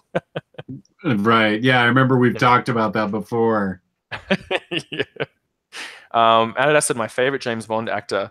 I like Daniel Craig. I think he's pretty good. I feel terrible. Maybe you have to grow up with him because my grandfather really likes Sean Connery, but that's because he grew up watching the Sean Connery movies. So yeah, but I think I like Daniel Craig a lot. I like his realistic take on it. Although I do like Pierce Brosnan in GoldenEye. I think GoldenEye's a really really good film. because it has Sean Bean as Alec Trevelyan, which is close to my name. So I was like, oh my God, it's like I'm in James Bond. Oh, so yeah, there we go. Oh my God, I'm sorry. I feel like I should have lined up like 3 cups of tea here to go through. Now my Yeah, mouth is all dry. We've been talking so we've been much. going almost 2 hours here, and Oh my God. it's really been great. We've learned a heck of a lot about pretty much the life of Sherlock Alexie. It's been Yes. awesome. Oh well, thank you very much for having me, Jess. It was a real pleasure to come on and be able to let me use your platform so kindly to talk to everyone. So yeah, that was really good. Definitely ticked a few boxes off the bucket list. I've now been an internationally broadcasted pop culture commentator. Is there anything poisonous in Australia that you haven't talked about that you want to talk about before we end the show? I did have an anecdote. I remember a friend of mine and I in year 5. So maybe when we were 11, we were like playing in a mountain nearby, and then we saw like a snake bit him, but it bit him it bit his shoe, and like you could actually see the puncture marks of the fangs in like the shoe, but luckily the bit of the shoe where it bit him was like the solid like rubber sole, so it wasn't actually like the bit of the shoe his foot was in. It just bit the bit where like your foot sits on top of. So and then it kind of slithered away. So we went back to his mum's house, and we looked like because she was a nurse, so she had a book of all like the poisonous animals. So we looked up the snake, and it was the taipan, which was, I think, if you get bitten by it, you're dead in about 5 minutes. So that's always been kind of like an interesting memory. It's just like, if something had gone, like a couple of millimeters different, my friend could have died. So I was like, oh my God. So how old were you when that happened? I think 11. Yeah. So that's not super common. You don't like, as much as it's fun for Australians, I think, to kind of play up the unsafe nature of Australia. It's not usually that bad, but that was definitely one of those kind of like, oh dear cases where a couple of things mixed together wrong could have ended up very badly. So yeah, but the nicer thing is like how many kangaroos there are everywhere. Like when I go for running in the mornings, there are kangaroos just like, probably, I don't know, maybe 20 meters away from me, just chilling out, stuff like that. So that's the nice part of Australia, is how many kangaroos there are around, and you can just say hi to them, and lots of nice birds as well. So there's lots of nice non-poisonous things. Just don't go into the bush without proper equipment is my traveling advice, and don't take lifts from anyone unless if you've seen Wolf Creek. Don't take lifts from strange men into the bush without like backup of some sort, either in a phone capacity or tell someone where you're going, because don't want to get stuck in the outback. But someone visited someone mentioned before, where in Australia would you recommend to visit? Definitely Melbourne. I really like Melbourne. Melbourne's a really nice city to be around. It's got a comic, All Star Comics won the Eisner Award for Spirit for comic stores a couple of years ago. So it's got an Eisner-winning comic store, just lots of food, really nice place to be around. So if you come to Australia, definitely recommend Melbourne. It's really, really nice. And it's got good HSP as well. That's what we care about. Yes. So yeah, no, I think that's pretty good. I think that's a good 2 hours there, Jess. Whew. That's a good movie we've made. And now, are you still doing your podcast? Do you want to promote it right here? I would normally love to, but I think I've had to put that on hiatus, because I put it on hiatus about this time last year, because I got married, which was, really wonderful. Definitely the best choice I've ever made, for sure. So I got married, which was really great, but then I had a lot of work on. And then I had to move. I bought a house, so we moved house, and then I had to do more work, and then I had to go traveling for my honeymoon, and then I've come back. So I've just kind of had very very little time to record anything. So it might come back in some form or another. But my current creative outlet is Letterboxd, which is really, I'd recommend everyone getting on it. It's like a social media platform, but for films. So one of our members, Evan, who's like a film critic for the Midwest Film Journal, I think, he got me onto it. But it's really good because you can follow people and see what movies they review, and you can create movie lists. And it's a really good, like, if you go to different films, you see everyone's reviews of it. So it's a really good way to kind of discover different films, and see what everyone thinks of the films you've seen. So I like writing reviews on there, and it's a good way to kind of kind of keep all your movie thoughts in one place. So I share my reviews that I do on there in the Omniplex. If people want to check those out, I'll have a. It's Chinese New Year now, so I've been celebrating by having a lot of watching a lot of Hong Kong films. So I'll have a few, maybe 4 or 5 of those up there tomorrow, depending on how many I get through on the rest of the weekend. But Year of the OmniDog. Yeah, exactly right. Congratulations. Woohoo! I know. You should. Do you know what your zodiac sign is? The Ram. Oh, the ram. Oh, wow. There you go. My whole family is the rooster except for me. I'm a snake. Oh wait, My, you mean the Chinese zodiac? Like what year I was born? Oh shoot, yeah, I do. It's not the Ram. It's something really lame. It is really lame. There's no lame zodiac animals. No, it's like the trout or the pig or something like that. It's like something really embarrassing. I can't think of what it is right now. I mean, I could look it up really quick, but I can't think of what it is. It's like nothing exciting or interesting.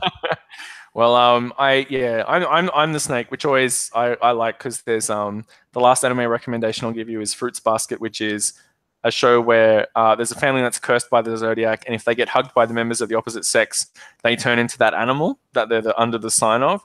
And the guy who's the snake in that is very kind of over the top and very funny. So I was very very pleased to have the snake as my sign when I found out, because I'm like, oh, it's him. And the English voice of him also does Vegeta in Dragon Ball Z. So there you go, proof that they've got a wide range of roles. But Fruits Basket is good if you want to check out more about the zodiac, because then you'll be forever associating the characters in that with the zodiac signs. All right. Sam said you've confused your NFL team with your zodiac sign. Well, no, I was thinking of the American zodiac sign where I'm an Aries and I'm a Ram. That's what I was mixing up to the. I'm Gemini in that, which is really shit. I'm like, wow, I'm a pair of scales or 2 fish or something. I don't know. Whatever Gemini is, it's pretty rubbish. So I'll stick with the Chinese zodiac, I think. Yeah. Well, no, you know what? I want to look it up now. Let me see what I am. It's so good. Chinese zodiac. Let's see if and it's based on the year, right? Yeah, that's right. So if you say, if you look at go back through the calendar, because there's 12 of them, I think. So it rotates through. So you only get your year once every 12 years, I think. Rick says my animal is a freaking dog. Well, that's good because it's your freaking year, man. See, I'm a freaking pig. There you go. That's why I hate it. I'm a freaking pig. I knew I hated it. No, the pig is good. Chinese pork is delicious, man. Well, that's true. I wish I was a dog, but I'm a freaking pig. All right. Well, this has been great, Alex. I appreciate you being on, and we learned a heck of a lot, which was a lot of good information and a lot of fun information, and you were a great guest, and I appreciate the audience watching. This was great. A lot of good questions were asked, and I appreciate all of that. And if you haven't subscribed yet, please subscribe or give me a like. As you know, this is OmniDog's Vault, and I could always use another subscriber, or always leave a comment, because I always respond to comments. I know that's not cool, because somebody told me that it's not cool to respond to your comments, and I said, I don't care. If they're gonna write me, I'm gonna answer. So screw that. If you write me a comment, I will answer it, as long as it's nice. I mean, just be nice. You don't have to be, all internet mean on me. So, but yeah, let's. Thank you, Alex. I appreciate this, and I hope you had a good time. That's all right. You too, mate. As we what is it? Traditional Australian goodbye. We say hooroo. That's what my pup would say. Hooroo. Hooroo. Hooroo. All right, mate. I'll see you later. All right. Peace and love. Peace and love. Thank you, audience, for tuning in. And we will, I'll see you again in a couple days with another interview. Thanks.